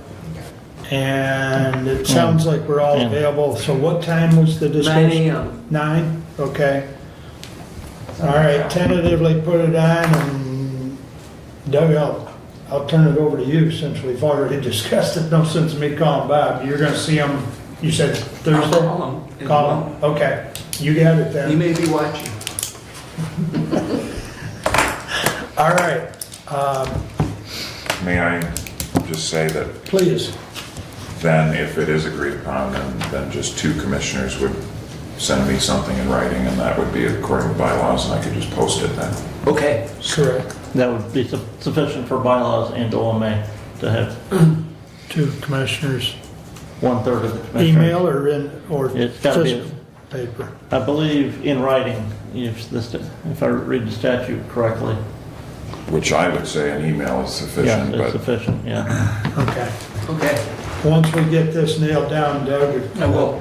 you send the email, I got I'll it. send the second one. All right, just, Yep. yeah. All right, we beat that up.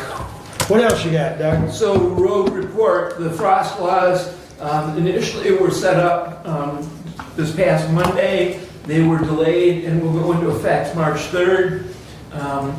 Road Commission did discuss their ESTA policy. They approved their ESTA policy, although that was before the statute was voted on in the state of Michigan, so I'm sure their policy will have some adjustments as well. Of note, when they have morning crews that come in, the morning crews come in at 4 a.m., the night crews start at 7 p.m. So they do have, when they have snow events, 2 crews coming in order to address those roads. Hillsdale City Council, their manager's report, petitions for mayor are due on April 22nd.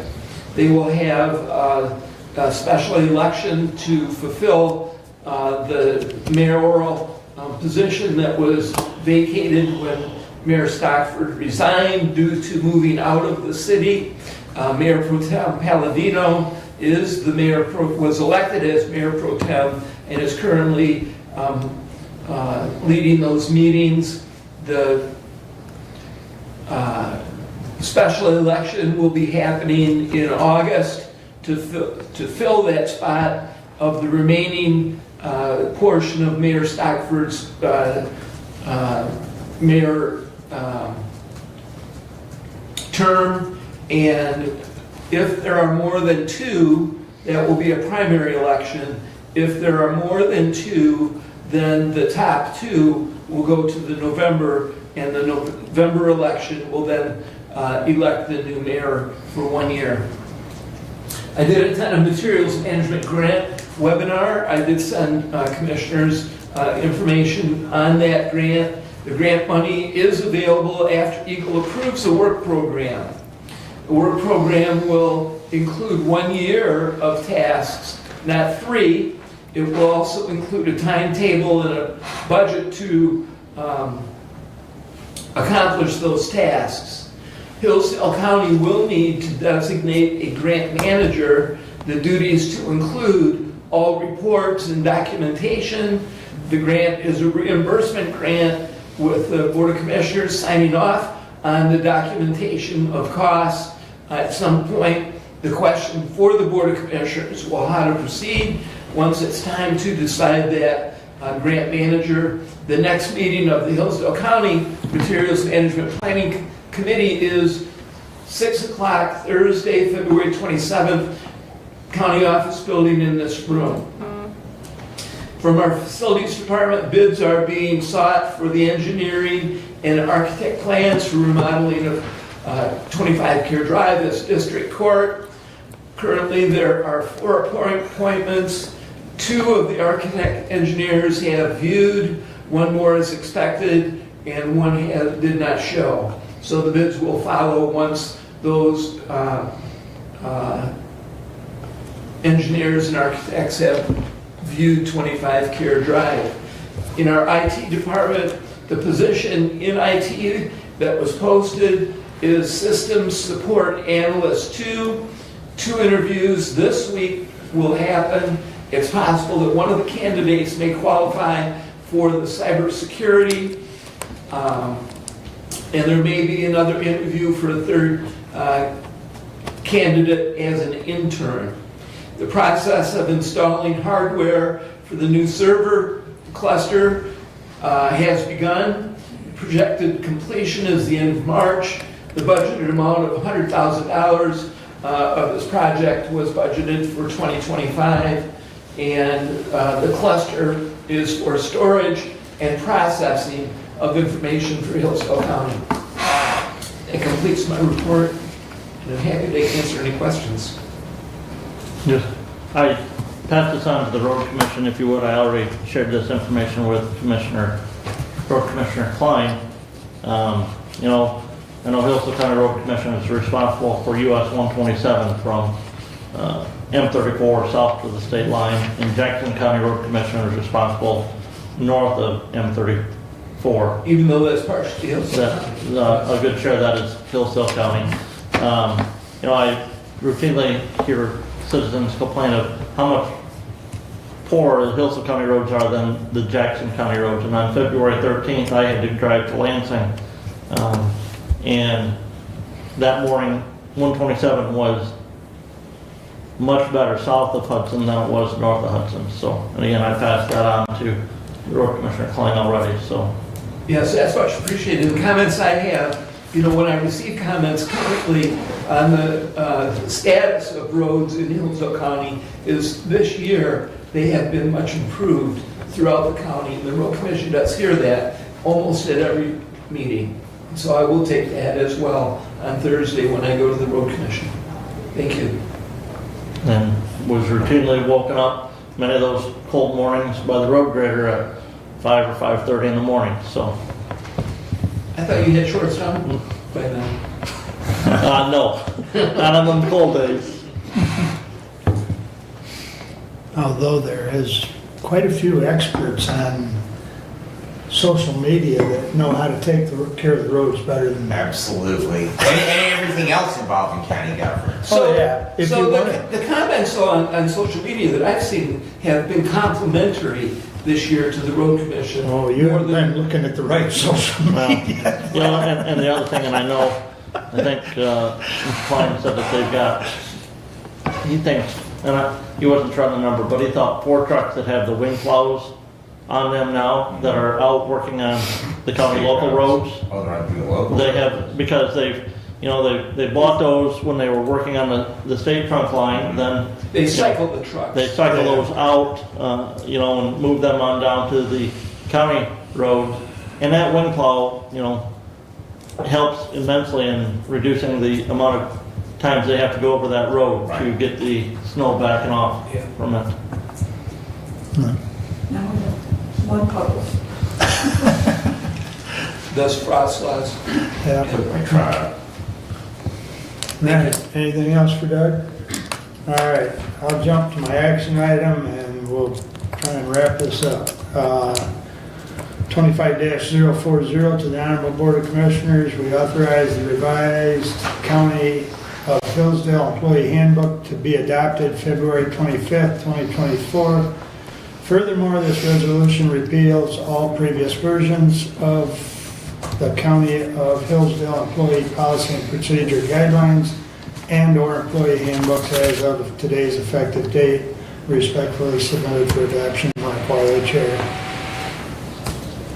Support. Thank you. The main area would have been in the sections concerning PTO and/or there were some adjustments made to the work comp section. Gary, the labor attorney, has reviewed and made a couple suggestions to Derek, and those have, I believe those were all incorporated as well. Brad and I spent, what, an hour and a half last Friday, I believe it was, with Derek, working on this. And I guess that's to extend my comments. If you want to jump in, Brad. So, no, we had some good discussion, cleaning this up. One of the things that is not in here, and I actually have been emailing back and forth with Guri on it, is in regards to our salaried employees, we currently do not track PTO with them. So in other words, that we don't track vacation time, we don't track when they're not in the office for personal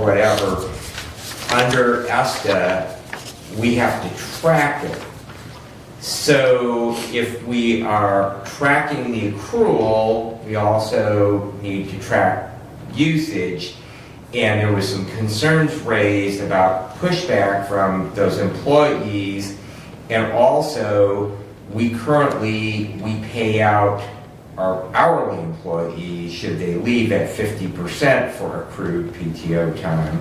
And there is a provision, you might note on that payout, if they come back within a certain period of time under ESTA, we have to credit them back, regardless of the reason for leaving. We have to credit them for the other half that we didn't pay them out. However, we don't have any payout for the salaried employees because we don't track it. We don't keep track of, so we don't know. So the question was raised in our discussion of, do we need to have a section in regards to tracking and payout in regards to salaried employees? And Guri did reply back to me, yes, we need to track for the salary. So one way or another, we're going to have to accrue it. The issue then becomes, what about the subtractions away? And are we going to have any form of a payout on that? And then the other thing that we've been talking about is parental leave as a separate designation. We've had some questions come up about that particular factor. There's a bunch of different components, not just ESTA, that go into that. And so, do we need to have a separate parental leave? We can address that at a later date. That will not delay this. But the really, I guess, the other component is that do we need to do something differently than what we are currently doing with our salaried employees? So to that point, number one, we could still pass this today and bring it back to add an appendix Right. to address that.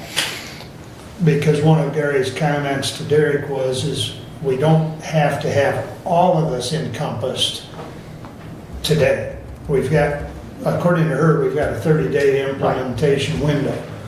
So I guess I just want to make sure we get this piece of it done and then bring back an appendix after we get a chance to work with her a little more. And maybe even an appendix or a subsection for parental leave, because as Brad said, the parental leave thing really has no bearing on this ESTA piece. But it is something we need to address because Derek and payroll and Brad and I have had about, 2 or 3 parental type Since the things. first of the year. Yes. Well, that's covered either, to me, that's already covered in our paid time off schedule and the Family Medical Leave Act. So why do we need to complicate it and add another section? I think one of the problems that we've come to was if they don't file for FMLA. Correct. So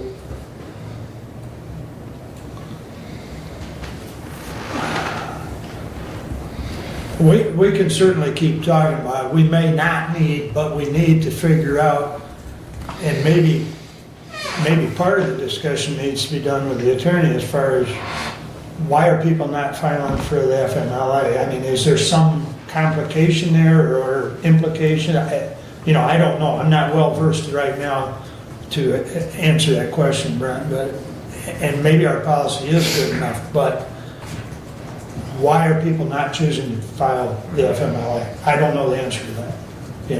Maybe they have found out something that we don't know. So, but I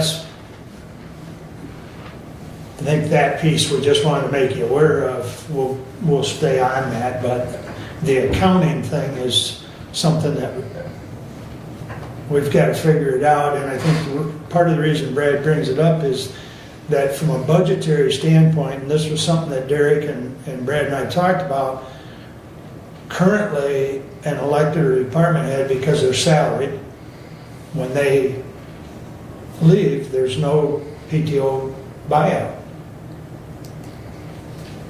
by taking the route we're kind of And forced there to. is no requirement under ESTA Right, to have a payout right, of that accrual. right. But regardless, we still need But to if record keep it. But I guess that's part of the discussion, if we're gonna keep track of it. Right. Then there's the argument about the potential payout, Right. or there could be.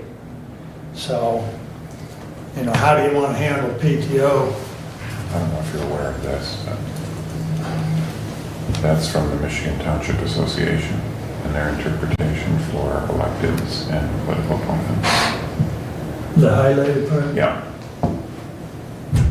So according to ESTA, frequently asked questions from the Michigan Department of Labor and Economic Opportunity, elected and appointed officials are not subject to the act.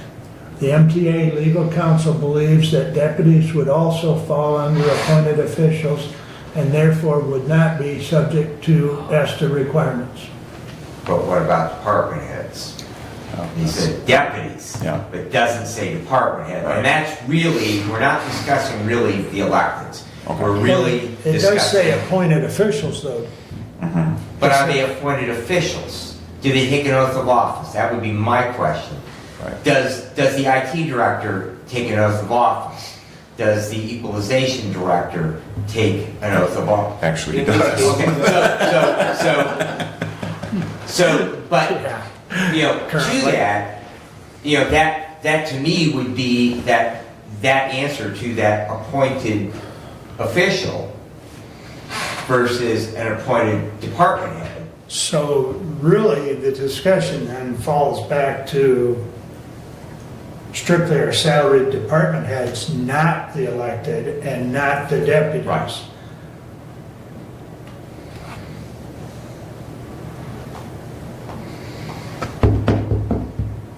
I would say either an email to Mac or. Well, we've asked Guri the question. Well, I understand that, but I don't think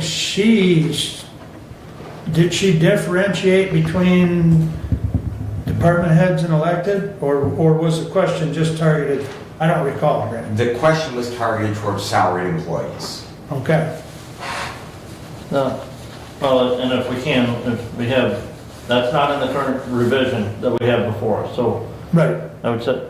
We can address that as an appendix. Right, and that would be my suggestion, is we come back and revisit that question. Okay. But we should answer that question sooner rather than later. I do have a question. On page Sign that to me, if you would. which is, it's page number 22 at the top right-hand corner. I happen to be on 21. Hold on a minute. What page you on? Well, and don't ask me what the PDF file page is, but it's page 22 as you look at it, Has the document? as the document says, Yeah. page 22. 22. Which those numbers, those pages will all be renumbered once the language is struck out. Yeah, Correct. the PDF is 26. Why did we go with 6 months here? Because that's what the statute says. No, the statute is 2 months. Yeah, the statute. The statute Oh, was, excuse me, I'm sorry, Commissioner. The reason why we did is because of our rehire policy. Okay? Our rehire policy says if they come back within 6 months, they come back and have everything restored. Their seniority is restored, everything else. So that's why we wanted to be consistent with our policy elsewhere. That's correct. You good with that? I mean, consistency. Understand that reasoning, right. And I know one thing we had talked about at our last meeting was regarding the payout, where if somebody transferred from one department to another that had a different funding source, we couldn't force that. Well, the way the law changed, we can. So that was not changed in what's before us today. So we can, if somebody moves from one department that's funded through general fund and another department that's funded through grant funding, we would still proceed with our policy of paying out that unused PTO because of the funding sources being different. Right. Okay. All right, at least on kind of wavered on some of the discussion, but on the document in front of you and the resolution to adopt the changes that are proposed today, is there any other comments or questions? Kevin or Brent? All right. Hearing no more questions, we'll roll call on 25-040. Commissioner Collins, Yes. Commissioner Wiley, Yes. Commissioner Benzing, Yes. Commissioner Leininger, Yes. Commissioner Ingalls. Yes. Passes 5-0. And the two items that we kind of got off on discussing, Brad and I follow up and bring those back accordingly. So, I would ask that, this document is out on the Employee Navigator site. Right. That requires, which hopefully that gets migrated to ADP once we get everything moved over to ADP. right? Where in the past, when we've made changes to this, we've required all employees to sign a copy of that personnel handbook. So hopefully we continue with that process, that we need an updated signature because there's now been a change to that employee handbook. And, except for the time being, continue to do that through the Employee Navigator site. Well, I mean, not to, and I'm not disagreeing with you, but the big component right now is that department heads and elected note the changes and attend that WebEx. Training. Yep. So I'm not disagreeing with you, but I think the bigger part is what I just said. And electeds does include commissioners. Pardon me? I said electeds does include commissioners. Correct. Make sure that if you can attend on the 5th, if not, make sure you see it. Log in. If you don't have the code, reach out to David, he'll send it to you, or the WebEx invite. What time was that meeting? Pardon me? What time was that? 10. 10. Yeah, 10 to 11. 10 to 11 on the 5th, yes. I have to arrange my schedule differently. I'm sorry? I say I'll have to arrange my schedule differently, because I've got settlements.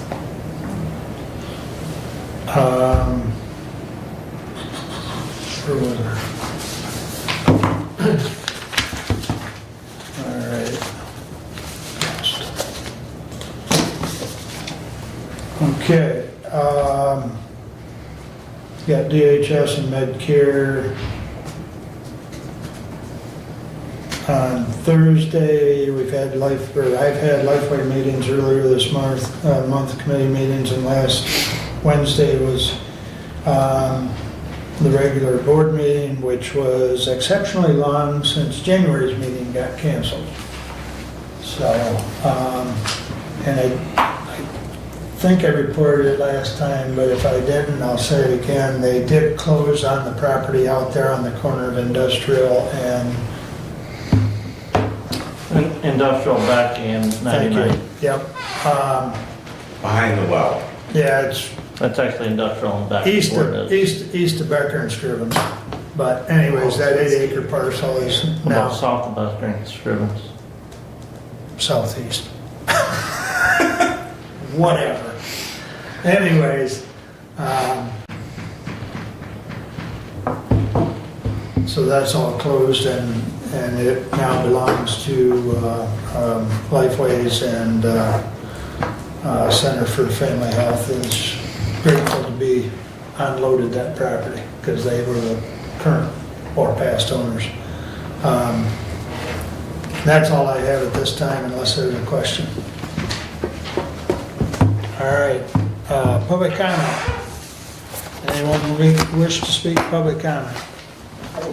I'll hold off till 2 weeks. Okay. All right. It's late. Additional business, Doug? Well, with this weather, I'm happy to get the plow off the front end of my Jeep. And I'm hoping not to put it back, but I'll be prepared if I need to, because it works very, very well. I'm sure. All right, Brad? I'm good. Kevin? Brett?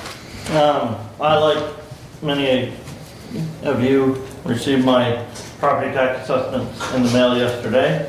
Just a reminder to the citizens that if you have an issue with that, as far as the assessment figure, go to your township board of review or city board of review meeting. They are the ones that can address that. A reminder that the assessed value is supposed to represent 50% of the true market value of your property.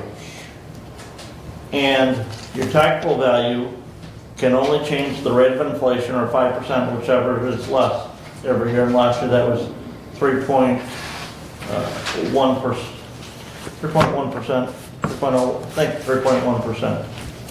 And so, yes, if your taxable value is below your assessed value, you will see that increase this year by that 3.1% figure. Commissioner Benzing, I forgot to ask this during your report, and I know you said you're going to be meeting with the sheriff to talk about the funding for animal control, for the housing of those animals.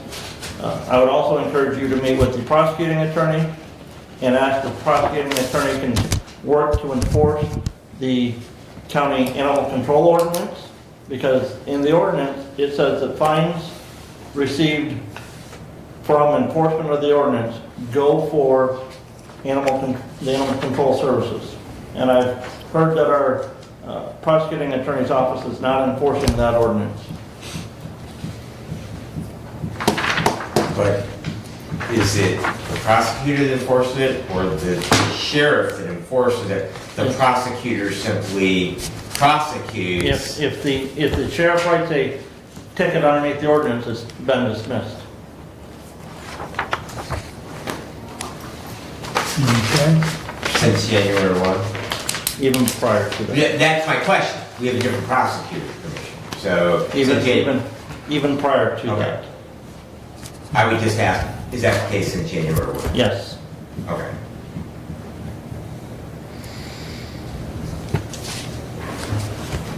You talking about the assessment. The only thing I really wonder is why they send me, I think there's 8 or 9 envelopes. Put them all in the same damn envelope. Your treasurer would be delighted for you to volunteer to come to their home and help stuff those envelopes. Well, or you can reduce the number of those mailings if you were to apply to have some of those parcels combined. Yeah. No, thank you. All right. I recommend that. Stand adjourned. Thank you.